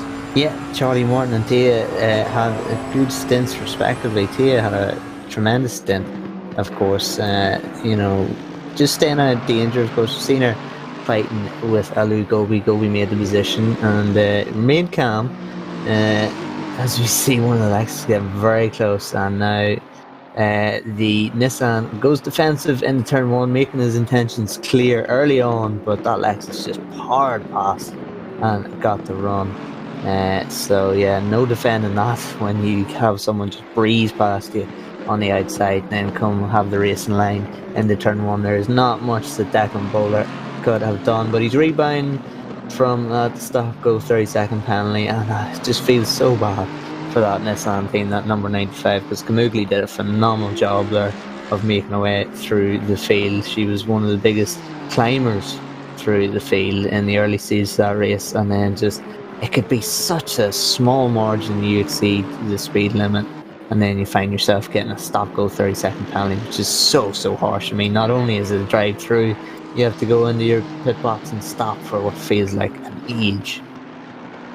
Yeah, that's it. And not only is it driving through the pits, and I mean, we all know how painful it is when you are pitting and you just can't do anything. You can't go any quicker. You're just sitting there just going, no, on the pit limiter, punching the wheel in the face.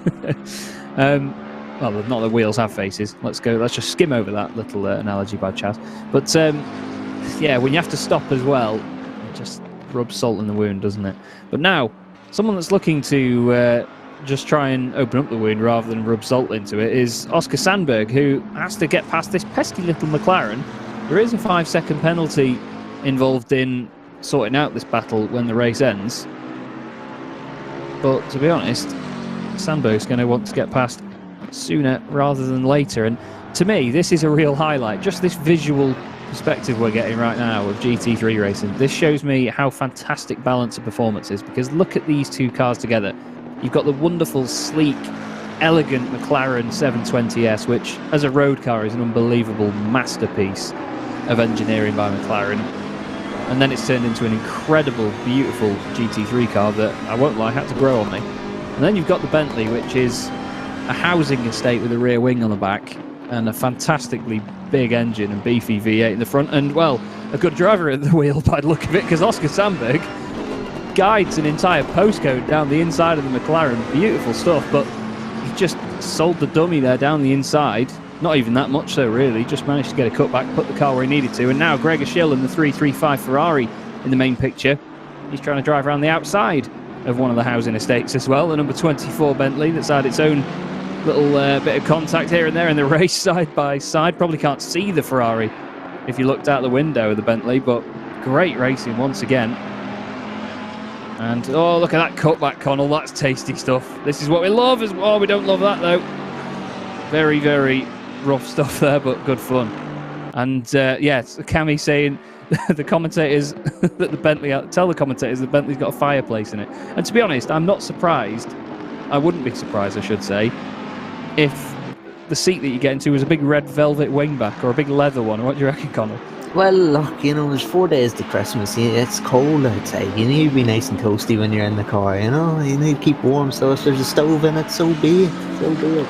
But, yeah, getting back to that battle there, Gregor Schill.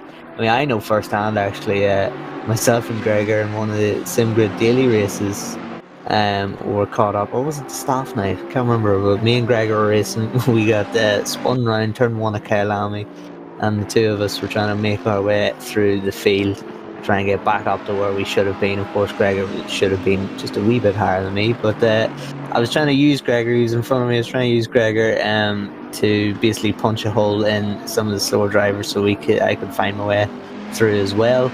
But just the way he cut through the field was absolutely phenomenal, and he was able to just side his way through, and it really just instant free, but it wasn't completely instant free there, and that Ferrari looks a little battle worn at the front certainly. But Gregor Schill 3.3 now to Victoria Thompson, and these two, Vicky Thompson and Gregor Schill, were two people that I said would be fighting through the field, and they always seem to be either 11th or 12th, or you know, they're beside each other in the standings, and they certainly make their way through the field. Team Edison, I think, yeah, that's my favourite team. Their full team name in the entry list is Team Edison Genius Racing Bulbs. So there you go, Marion Edwards and Victoria Thompson.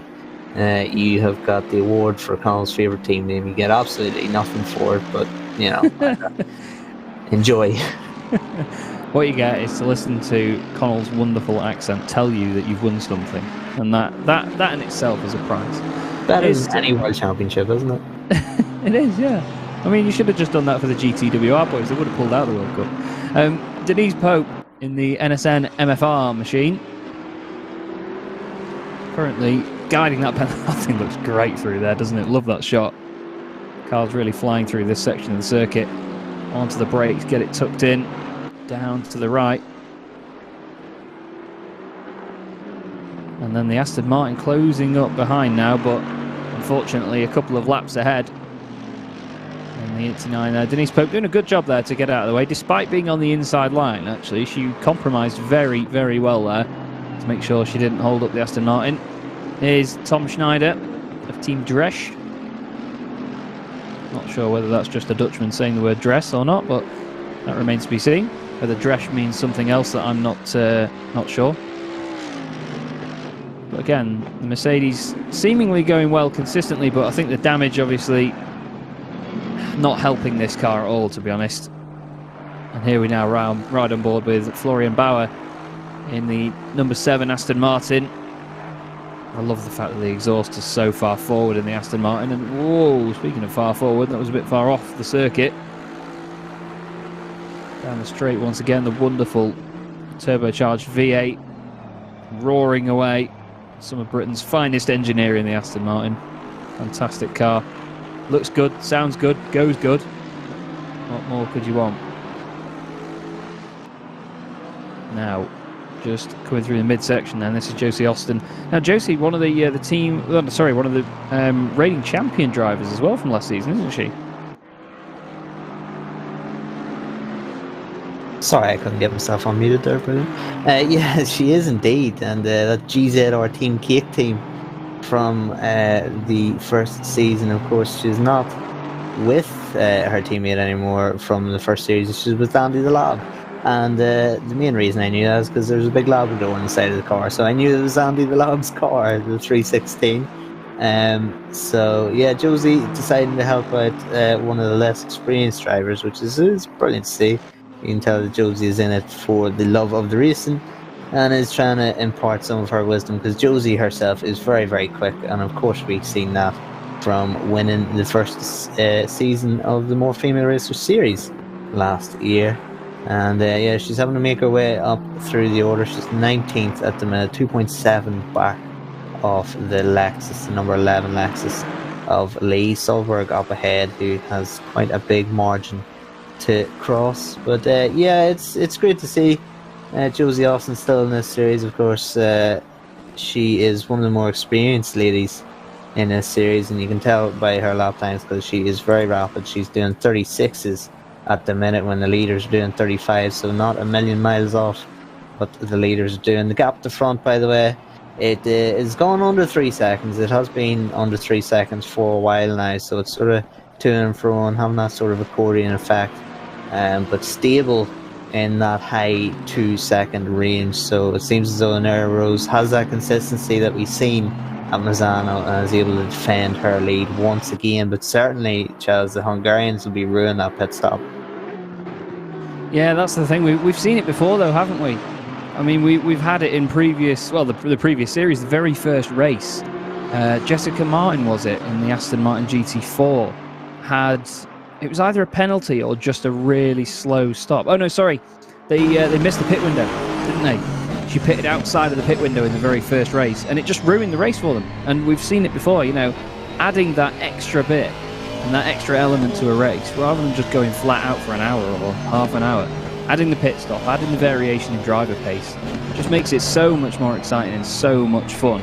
And I think that really does make it more of a challenge for them. So, yeah, I'm truly just involved in how this series is going to develop over the course of the season, because we saw it last time. You know, drivers suddenly just pulled pace out of nowhere for the latter part of the season. It was just great to watch. We've got some more incidents, unfortunately, on screen there. Car 66 and car 21 both getting penalties. Car 21, of course, is the 5 seconds been given to Jack Bird. Well, at the moment, he's all right for 8th place, isn't he? Because he's still going to take the win in that category in Pro-Am. But look at that livery as well, by the way, on the Aston. Just looking up and down the timing screen now. Thank you, Mike, for going back to it. But love that Aston Martin, the Turn 1 Pro-Am machine. It's just an absolute meme of a livery, but it actually suits the car well. But the actual finish on it makes it look like it's properly wrapped, doesn't it? Yeah, it really does. It's fine-tuned with the Christmas spirit. That is a fantastic livery. And to be fair, we have some phenomenal liveries the whole way through. And the Norwegian flag letting us know where exactly they're from. But it's brilliant to see so many people. And we can see, actually, speaking of people that have been part of this series, Mia Rose in the chat. Hello, Mia. Joining the stream after her tremendous first stint. But 6.6 seconds the gap now from Honore Rose to Pinches at the front. So I don't know if Pinches made a mistake on that lap. 35.7, maybe the lap before he made a mistake, but certainly that gap has gone up, and that you would suspect with the consistency of Honore Rose so far this season, you'd have to say that's race done. Yeah, surely is. But this is motorsport, you never know, do you? We've seen some bonkers things happen in races here on the sim grid, and we've seen some very exciting stuff go on, so I never know what to expect, really. Expect the unexpected, that's the phrase we often get told to listen to, isn't it? But Aurelian Cross at the moment for More Freaky Racing in 16th place at the moment. That's another good livery, actually. Really suits the car, that does. There's a lot of depth to it. Lots of nice angled shapes, bright colours, looks really good. Chasing down the Nissan of Declan Bowler at the moment. You can see Godzilla off in the distance. But it has spread out a little bit further down, unfortunately. But that's the thing with these races, again. We said it earlier. They do spread out, but then they often close back up again as everybody is at different pace. Now, I'm trying to think of what the colours on that livery remind me of. And I'm not sure if it's... I can't remember if it's from Pokemon, but there's a strange sort of candy thing they have in Pokemon that's similar colours to that. I know I'm going very in-depth here with this, but I'm pretty sure that it looks like one of the weird triangular candy things that you can get in Pokemon. I'm not sure if anyone will agree with me. You probably think I'm going absolutely mental. But, yeah, that's just what it reminds me of, just because of the pointy bit at the front. But it suits the Nissan. It looks very good indeed. But I'll tell you what does look good, and that's that Lexus. We're both Lexus fans here in the commentary box. is Connell and I. And Seb Handler, not sure whether he'll be a fan of it at the moment. And apparently it's the lesbian pride flag. I'm really sorry, I didn't realise.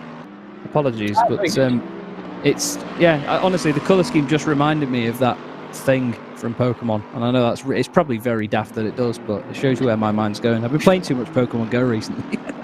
But Seb Handler then gets through past the Bentley, puts another lap on it, but yeah, just it's not quite come together this time round for Seb Handler, and with 15-second penalty on as well, it's not going to get much easier, is it? No, it's not. I mean, all that hard work, he's just focusing now on extending that gap over Declan Bowler. He does have 18 seconds over Bowler, so even if he's not going to pit again. And normally these time penalties you serve in the pit stops, so you take your pit stop, you get your tyre changed. If there's no damage, the pit stop should last about 30 seconds, and then you sit there for another 10-15 seconds depending on what penalty you get. So not going to do another pit stop with 9 minutes to go unless there's major damage, so he's going to get that added post race, so he's just going to have to monitor that gap to Declan Bowler, and it is 18 seconds, but a little bit of a mistake can put Bowler back in range and can make a tough day's work for Seb Handler. But yeah, it's unfortunate for the guys. Of course, we were talking about Seb in the Ginetta last season. I mean, just siding his way through the field and being best of the rest when it comes to the 3 Aston Martins that ran away with the series. And then you had Seb in the Ginetta. But yeah, it's unfortunate for them, but no doubt they'll be back at the next round. Yeah, indeed. And again, comes back to what we saw last season, that some of these drivers and some of these teams had some fantastic results, but then go to a different circuit that just really seems to be their Achilles heel. And that variation in pace is what we've come to love here. So fingers crossed we get more of that. Now here is Aurelian Cross all over the back. Oh, all over the place. Never mind, all over the back and into the wall. That's a big hit. The more freaky racing machine needs to hold the brakes there. Make sure they don't roll into the middle of the circuit. That was a very scary moment there. That was Solberg in the Aston Martin, I think, just going through behind. That was a properly scary moment. Cami Racing saying, yeah, I gasped as well when they rolled back. I think we all did a little bit. I nearly fell off my chair. But that's the important bit, isn't it, Connell? When you've had an incident, just slam on the brakes. Like, don't try and turn the car or change its trajectory, because often if people are coming around the corner or just coming into view, you know, they'll see which way the car is going and make their decision. So if you then change the trajectory of that car, you're going to cause a big accident. So you need to take responsibility into your own hands with moments like that. It's not always the first thing that crosses your mind, though. The first thing is, oh heck, I've had an accident, this isn't going to be comfortable. But yeah, scary moment. Now here's Jiri Turkia in, again, as I mentioned before, the world's biggest pineapple. And Cami making a very good point. It's important to be predictable even if you're facing the wrong way. That's very true. Yeah, it is. And I think that might just come down to experience, really. Experience of crashing. And God knows I've had plenty of experience. I'm a veteran of chucking it up the road. But yeah, you get used to it. You get that sort of awareness whenever you've had a couple of crashes in race situations. And you can deal with it a little bit better. So maybe that's just an experience thing coming into play. But yeah, definitely for anyone who's new to the sim, if you do get it wrong, try your best to get stand on those brakes and get avoiding any cars that are oncoming as you just sort of drift back to the racing line and the cars behind are committed to that racing line. We've seen it before, Charles, haven't we? It can cause some huge incidents.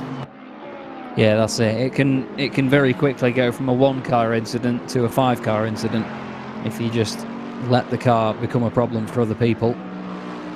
But this Bentley, at the moment, gradually closing behind Hartveld. We're going to get a replay here as we go out of the final corner then. This is on board, so there is the Lexus, and then suddenly it starts rolling back and and the thing is as well, keeping your foot flat on the grass there as well was a risk in itself, because the car could easily spin up the rears and just spit you into the pit wall, and that would be pretty much race-ending damage there. But good stuff to keep that under control on the grass, because wow, that's Marcus saying brown flag, definitely brown flag there. Or as one of my favourite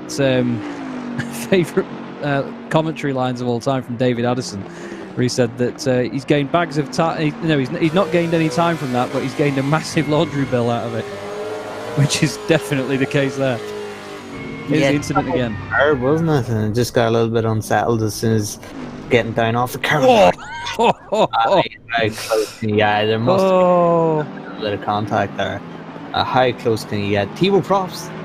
In the time we've been watching the replay, that 177 car has got a 15-second time penalty, and Sheldon Scott Muscat is only 13.9 seconds behind. So again, the GTWR team might be losing a position due to a penalty. Not again. I was just going to say, though, the fact that was a Bentley squeezing through there, you could fit smaller Caribbean islands through that gap. Never mind the Bentley. That thing, I don't know how they managed to do that, but epic driving, epic reactions. But yeah, big talking point now then. Tebow Probst given a 15-second penalty. He needs to get a move on and run away from that Mercedes. And Alex Goldschmidt saying not even an A4 piece of paper. Never mind that, mate. A sticky note wouldn't suffice there. That was fantastically close, wasn't it? But yeah, Tebow Probst is going to be kicking himself now, and I think this is going to be probably some of the hardest laps that he's ever going to push on around here now, just to try and hold on to that podium position. 14.2 seconds now the gap though, Connell. It's gone up. Yeah, this is going to be another nail biter. Tebow Probst is extending that gap ever so slightly every time we get to a new sector. 3 minutes 40 seconds to go. We have another 2 laps, 3 laps, depending on where the leader is on track. So it's going to be very, very tight. Sheldon Scott Muscat will be aware, of course, that Tebow Probst has a 15-second penalty, and he too will be given a few of the laps of his life. He just needs to maintain that gap and not lose any time to Tebow Probst. But he has a 7/10 window, which really is not enough. It's not comfortable. Maybe if it was 13 seconds or so, you could see yourself losing less than 2 seconds. As you see, this is the incident that has caused the penalty. The 177 on the brakes hits the Lexus and finds itself into the gravel. Almost lifted the Lexus up with that sort of slanted front end of that Lamborghini. But yeah, that is the incident which has given Tebow Probst a 15-second time penalty. And yeah, these GTWR guys in the dying stages of the race, we've seen, of course, Tobias Pfeffer with 2 corners to go get a drive-through penalty for track limits. And now with just under 5 minutes to go, Tebow Probst has received a 15-second time penalty. It is just cruel for these guys. It really is. It's just not going to get any easier either if he doesn't crack on now. Just had a question from Cami of who has the fastest lap of the race. It is the number 956 machine. Race leader, Honore Rose, in the Mercedes. Currently with a 1:34.971, which is a very quick time. Before that it was a 1:35.1, then a 1:35.3, and it was the number 14 car that set both of those times. So the pace has been brilliant here again today. And it's only going to get better and better as the season goes on, trust me. We always see it improve.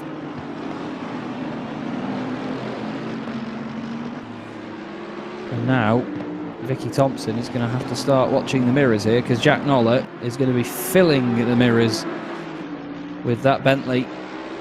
But we've seen how quick Vicky Thompson is before a winner in the SimGrid Endurance Cup.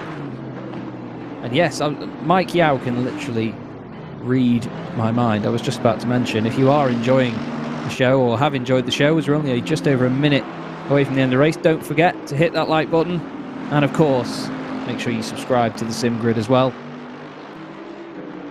And we'll catch every race that we get to do. It's plenty of fun. But around the final corner goes Vicky Thompson then ahead of Jack Noller.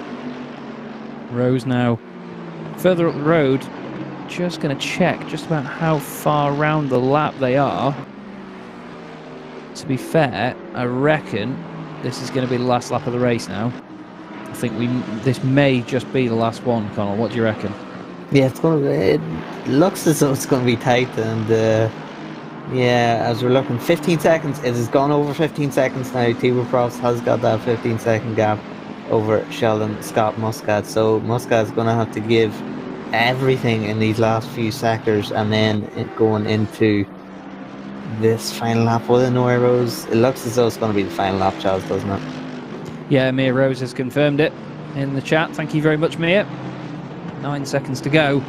Just coming into the chicane, and it has been a wonderful drive at the moment. It's just looking a little bit easier in these final laps, but it all changed in the pit stop. You know, they had everything thrown at them throughout the first part of the race, but round the final corner, it is going to be a wonderful race win for the John Lacey Esports Academy Mercedes. 2 out of 2 so far this season. Brilliant stuff. Really brilliant stuff. Second place is going to go to the 977 Ferrari. And what can Thibaut Props do? Is he going to be able to hold it? Here he is crossing the line then. The GTWR female team Lamborghini crosses the line. Now where is Sheldon Scott Muscat? Is he within 15 seconds in the 22 Mercedes? Does he grab a podium? On board now with the roaring 6.3 litre Mercedes AMG. Cross the line. Oh, just not done it. 0.7 of a second pretty much separating them from that 15 seconds. So Thibaut Props pulled it out of the bag there, Connell. Last minute stuff. Brilliant. Yeah, that has redeemed himself with the team, hasn't it? I mean, when you get a penalty like that, especially after being robbed of their second place by exceeding track limits in the first round, to get another penalty so late on into the race, yeah, you wouldn't leave yourself in the best position with the team.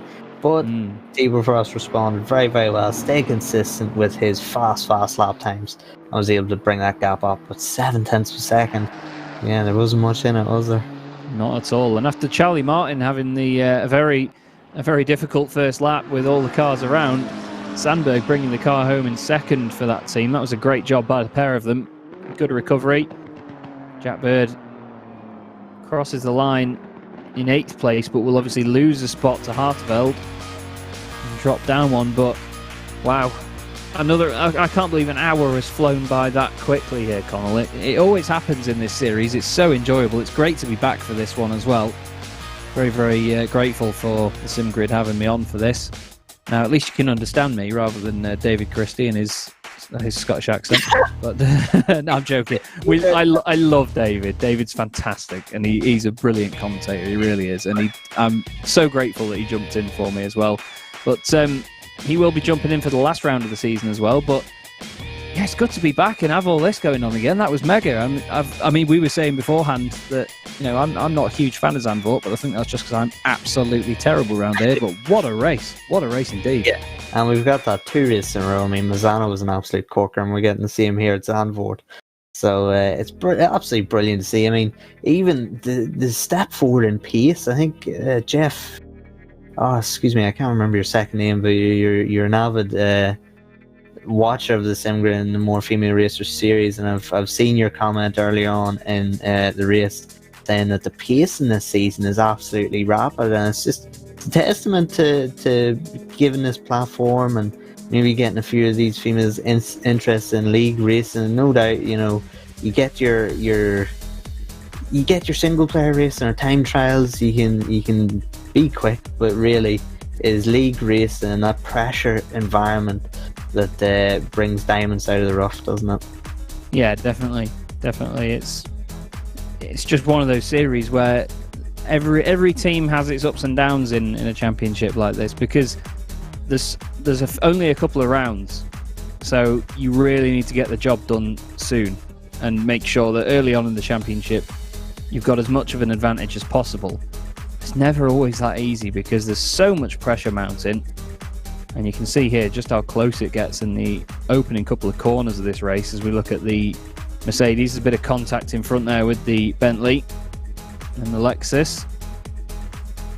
But wow, mega stuff indeed.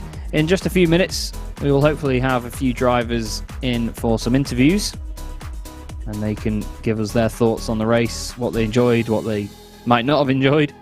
Obviously with the penalties and so on. Quite a few given out at the end. Chris Hill says, excellent stream, excellent commentary. Thank you very much, mate. Chaz Draycott and Connell Courtney here in the box. And Mike Yao from Simply Race on the broadcast as well. It's been a lot of fun as ever. But yeah, these slow-mo shots, I love watching these back at the end of the races. It's just great. It really is great. But yeah, 2 rounds down already, Connell. And of course, the next one will be on the 11th of January. So quite a while to wait now till the next one. Yeah, we have the Christmas break, don't we? But when we get back, we're at Monza, which, as we know, can always create fireworks. That is January 11th in 2021. Scary that we're already into 21. And we have Silverstone, of course, round 5 as January 18th, and then Imola January 25th. So they are all on Mondays, same start time as here, 7:30 UK time. So if you enjoyed this race, please, I really implore you, if you have enjoyed this broadcast, do check out the Misano race from last week while we have the Christmas break. If you get an hour or so to yourself over what hopefully will be a safe Christmas for you, yeah, do definitely check out that Misano race, because it was an absolute belter. Yeah, indeed. I second that. Indeed. I had to have a skim over and see what we had last time out, and it just seemed like there was never a shortage of action.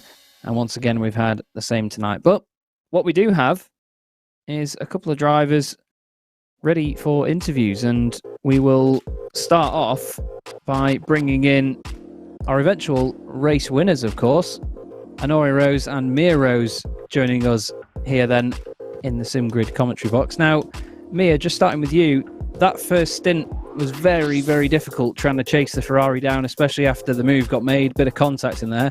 Once you'd lost the lead to them, what was your first thought that went through your head? Frustration, mostly.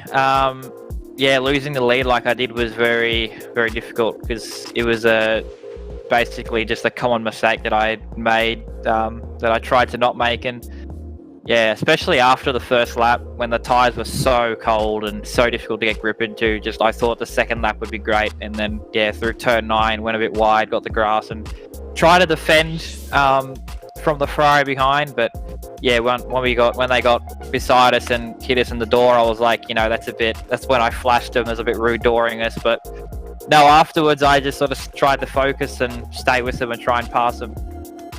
And coming into the pit lane was a little bit focusing as well, wasn't it? Because you obviously made the indication that you were going in early, and then last minute it was like the Ferrari went, "Oh God, they're going in! Quick, just pit now, do it now." It seemed a bit last minute and a bit scary from where we were, I should say. How was it from your perspective?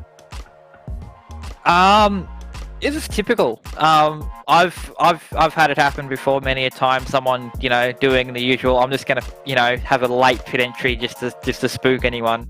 But yeah, I knew when I was braking, and I knew when they had to brake around about the same way. So I was actually sort of worried that they might have got a speeding penalty, but they were just on the mark in the pit. So.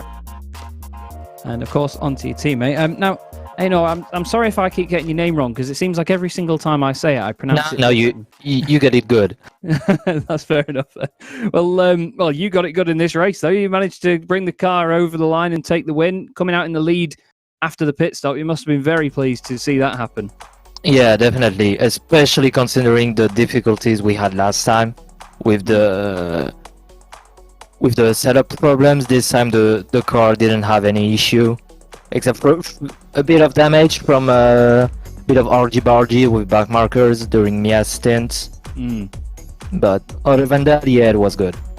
Yeah, I was going to say, there was a little altercation with one of the Bentleys in the chicane, and it's a big old barge to try and get out of the way of a Bentley, but you certainly did that absolutely fine. Now, the pace at the end as well, I mean, I know that, well, I've not led a race often, but when you lead a race, there is an overwhelming amount of pressure that just gets put on, no matter how close second place is. Did you feel a lot of pressure in the latter stages of that race? At the beginning, because we jumped them from the pits thanks to Mia's perfect pit stop. So we also chose not to repair the bit of damage we had to not lose any time, since it was pretty inconsequential.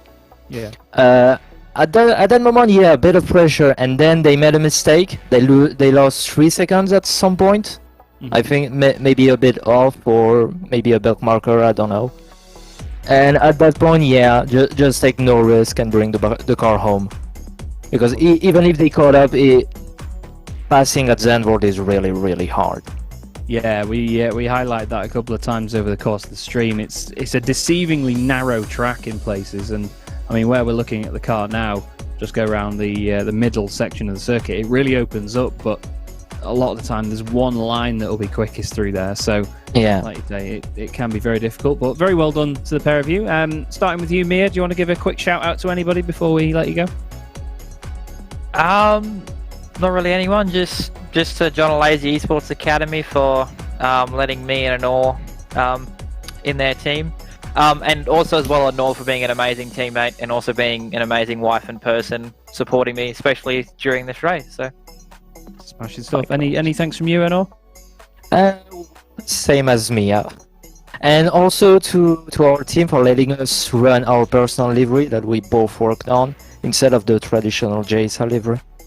Yeah, it certainly is a very striking one. We're getting some good looks at it now as well as the slow-mo shots cycle through. But very well done to the pair of you. Another win in the books, and we'll see you on the 11th of January.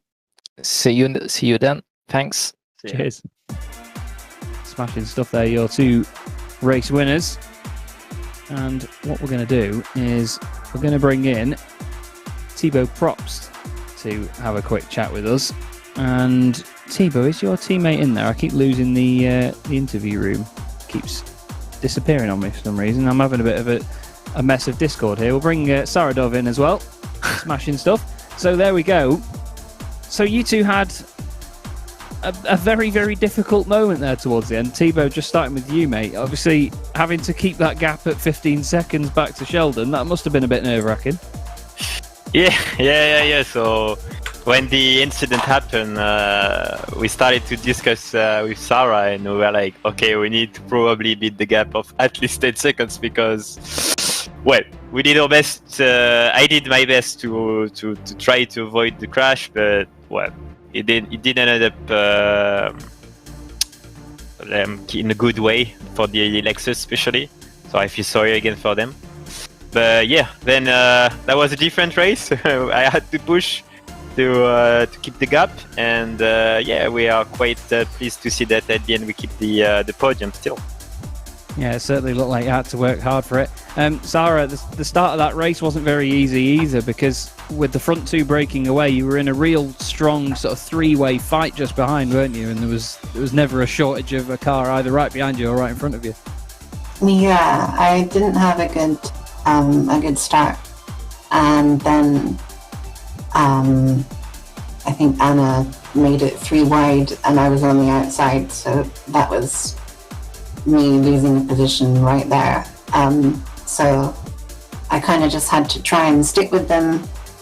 I managed to get past fairly quickly, I guess, but then I just couldn't make any headway to the top 2.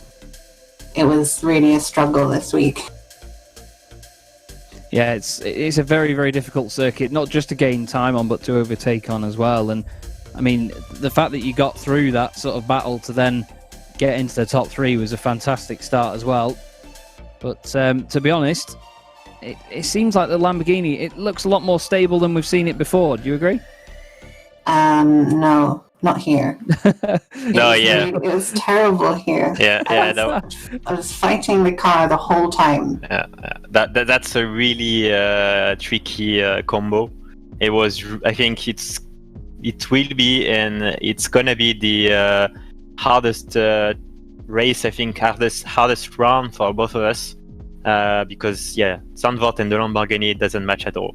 So we're gonna be definitely looking forward for Monza then. Yeah, I was going to say, I imagine that there's certain circuits where it really comes into its own, but well done on a podium today. Another fantastic result. Thibaut, anyone you want to give a quick thanks to? Yeah, I would like to thank Sarah, first all of you guys from the Sim Grid for the event and everything, as usual, really quality. And thank you to the whole GTWR team for the support, for the help on the setup, and to everybody, the car 150 and the 14 and the 30, basically. Cracking stuff. And Sarah, any thanks from you? Thanks to Tybold for carrying me. No. That's not true. For the help all this week. Well, you both did a wonderful job. Another fantastic podium to take away, at least from this race. And, well, we'll see you on the 11th of January. Yeah, with pleasure. Happy New Year, everybody, and Merry Christmas. Yeah, Merry Christmas, you. guys. Cheers. All right. Cheers. Brilliant stuff. Great to always speak to some of our podium finishers. And we have one more interview lined up with a team that unfortunately finished a little bit further down the order in this one. But they'll be looking to fight back from what was probably not their strongest result today. But we'll drag them in. We will, of course, speak to Josie Austin. Hello. And, of course, Andy the Lab as well.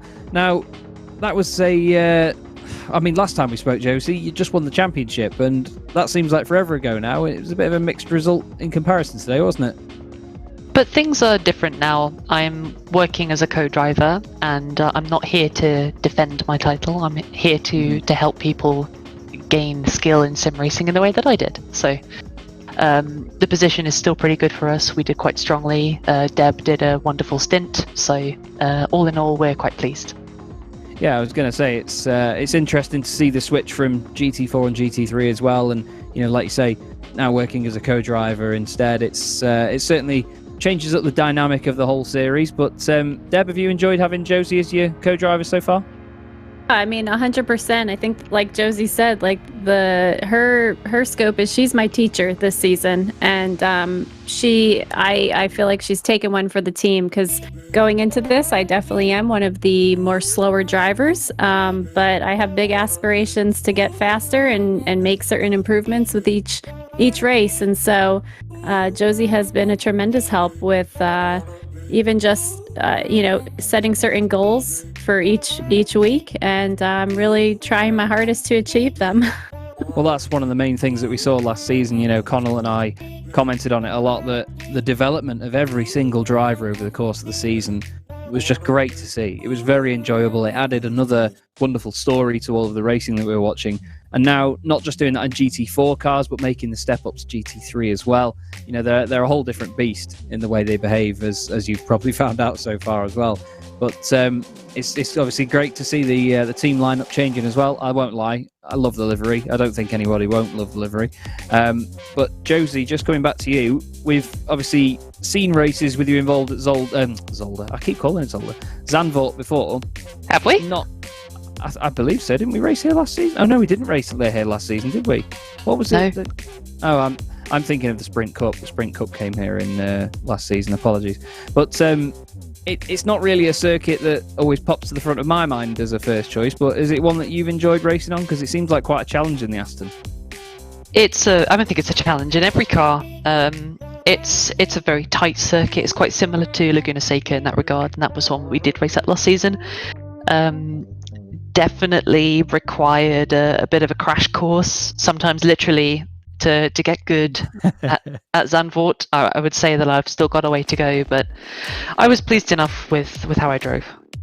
And what did you make of the circuit as well, Deb? Because as me and Connell spoke about earlier, it's not a circuit that's got a lot of runoff areas and sort of concrete runoffs that sort of give you a bit of forgiveness if you run a little bit wide. It really bites you in the backside with the fact that it's grass and gravel, doesn't it? Oh, definitely. And I'd say, honestly, I think I drove the best that I had today during the race, and I have all week. And leading into even my times on Saturday at practice, I was in like the 1 minute and 44-minute mark. And right before qualifying, I got down to Josie, did I hit a 140 and change? Yeah, 140.008. So for me, it was quite thrilling. But obviously, once more cars get on, it's always that, okay, you got to just have faith that the cars in front of you are just going to keep moving and you're not going to crash into them. Yeah, so it becomes a bit of a different ball game, doesn't it? And again, to be fair, you've reflected comments that Connell and I said earlier about you can do as many laps as you want on your own and think, oh, I'm getting pace here and getting pace there. But when you see other cars putting the laps in as well, it really changes your sort of perspective on certain corners and how to handle the car through there. But again, it's good to see the development. Well done to the pair of you, at least, for obviously still pushing on that development this evening. Josie, starting with you, do you want to give a quick shout out to anyone? Yeah, I'd like to thank Jenny, who's part of the MFR field, for introducing us to the dark art of Motec. It turned out to be super instrumental in improving mine and Deb's lap times, so thanks to her for that. And yeah, just generally thanks to the broadcasters and the organisers for doing a wonderful job, and shout out to Alicia, who, you know, came up with the whole thing in the beginning. Brilliant stuff. And Deb, any thanks from you for anyone? I mean, I second everything that Josie just said, and I just want to say a special thank you to Josie. Aww. I really appreciate it. She always just has the right things to say at the right times, and it's really helped keep my mental space in the right spot while racing. You've made it so easy for me, don't worry. Brilliant stuff. Well, great to speak to you both. Well done today, and we'll see you, well, it'll be next year now, so Merry Christmas and have a Happy New Year. Happy New Year. See you. Cheers. Right then, we'll move very quickly on to the next interview. We have Declan Bowler from the Godzilla itself, the number 95 Nissan. Declan, again, it's a sim grid race where there's one Nissan in the field and it draws attention to itself, but it seemed like it didn't do too badly around here tonight. What did you make of it? Yeah, I was really happy with the setup. Jenny's been doing a lot of the work getting the car set up, and it drove really nicely. Absolutely, I mean, I love it. A lot of people are it's a bit of a Marmite car, I think. You know, some people don't like the way the rear end behaves, but I think it's fantastic, and it looks so menacing as well. Oh yeah, I had a bit of an appreciation moment halfway through the race at how good the Nissan looks. Now I've obviously mentioned to people how much of a challenge Zandvoort can be. Yes. You would think that the bigger cars don't always handle a circuit like this well, but I think with all the camber changes and all of the sort of over crest sections of the track, I'd probably expect something a bit more bulky like the Nissan to do well. Did you feel like it did? Yeah, it felt like it carried itself quite well. Certainly the setup was, you know, there's a lot of confidence in there. Even with slightly limited practice, it was dead easy to drive, and it definitely being front engine helped with, you know, if the rear got out a little bit, it wasn't too hard to save, so it was, yeah, dead easy. And obviously next time round we go to Monza, which is going to be not just the temple of speed, but it's the temple of slipstreaming as well. So it is. Do you reckon you could do all right around there in this car? Yeah, I think so. I've got high hopes for it. It's got quite a good top end. I don't know how much it's changed with the 2020 BOP, but yeah, certainly it's quite quick in a straight line, and it's not quite as sluggish through corners as, say, the BMW is. So I think we'll be all right. Well, fingers crossed for you, mate. Anybody you want to give a quick shout out to before you go? Jenny for the setup, I think, was a solid one, and thank you to everyone on Biscuit for all the support as well. That's been very greatly appreciated. Great stuff. Well, good to speak to you, Declan. Well done, mate, and we'll see you next year. Have a good Christmas, New Year, mate. You too. Thank you. Cheers. And moving very quickly on, indeed, we will drag in Gregor Schill and Verena May to join us from the number 335 Ferrari, the Stargirl racing machine, if I remember rightly, that is. But starting with you, Verena, obviously good to see you back for another season in the championship. It seemed like that Ferrari had some good poke around there tonight. You know, first of all, I love being back in the championship and being on the track with all these females just racing wheel to wheel. And I am getting used to the 488 GT3 Evo. It's a nice car. Well, it certainly looks the part as well as it goes well. Now, obviously, the main talking point for my interview so far has been Zandvoort itself. It's not an easy track. A lot of elevation changes, a lot of camber. It's not your everyday racing circuit, and it's very narrow as well. Did you find that it was a lot more difficult than any others you've raced before? Well, it definitely has its challenges because it didn't have any room for error, but I feel like it's either this one, Zandvoort, or Laguna Seca is kind of a toss-up. Which one is harder for me? But I think it is this one.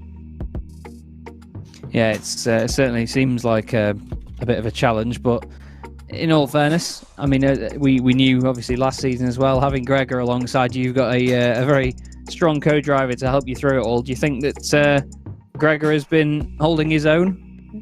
Absolutely. Gregor has been more than holding his own. I had a little setback early on in the race, and it set me back, more towards the back of the pack, and having to charge up and make up those positions, and then making some mistakes along the way was unfortunate for me, and I felt really badly having to pass the car on with a little bit of damage to Gregor, and for him to charge ahead to pass a bunch of the cars as well. So yeah, he's held up more of his share.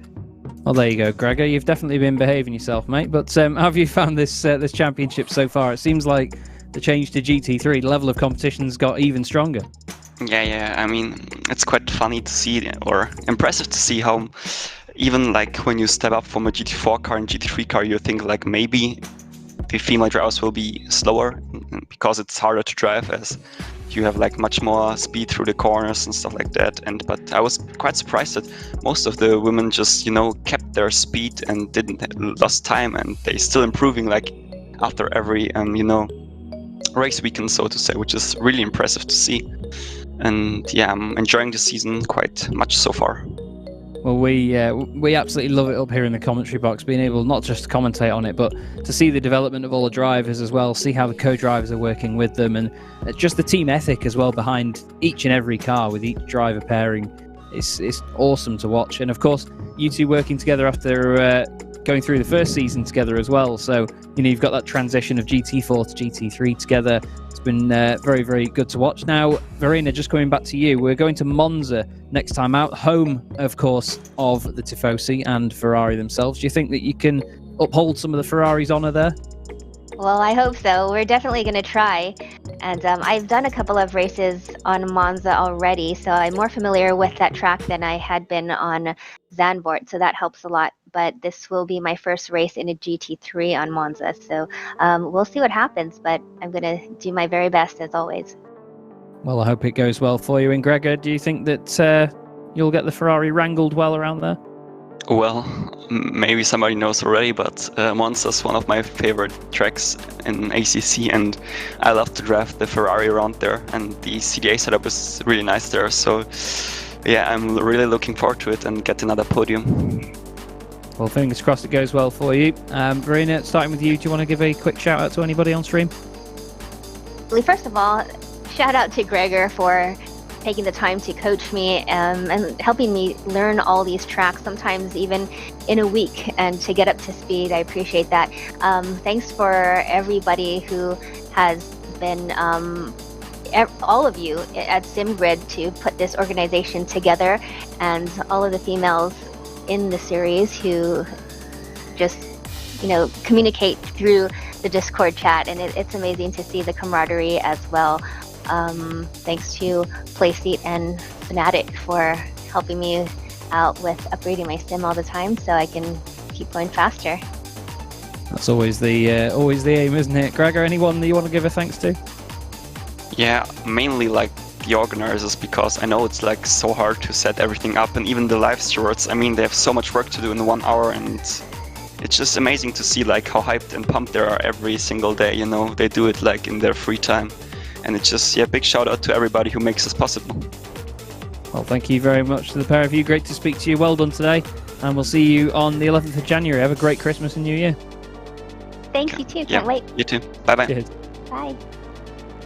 Well, Connell, it's the end of another fantastic broadcast here on the SimGrid in the More Female Races series by Thrustmaster.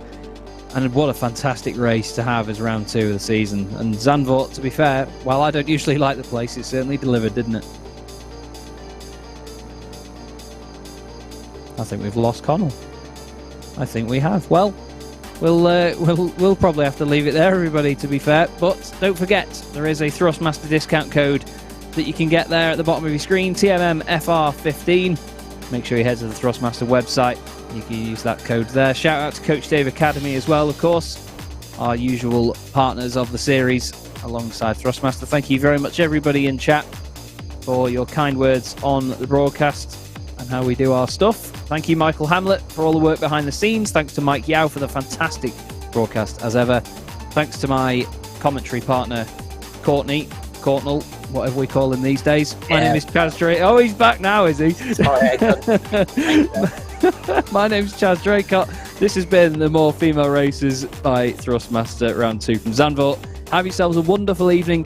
Merry Christmas to everybody. Have yourselves a great new year. And we'll see you in 2021. Good night.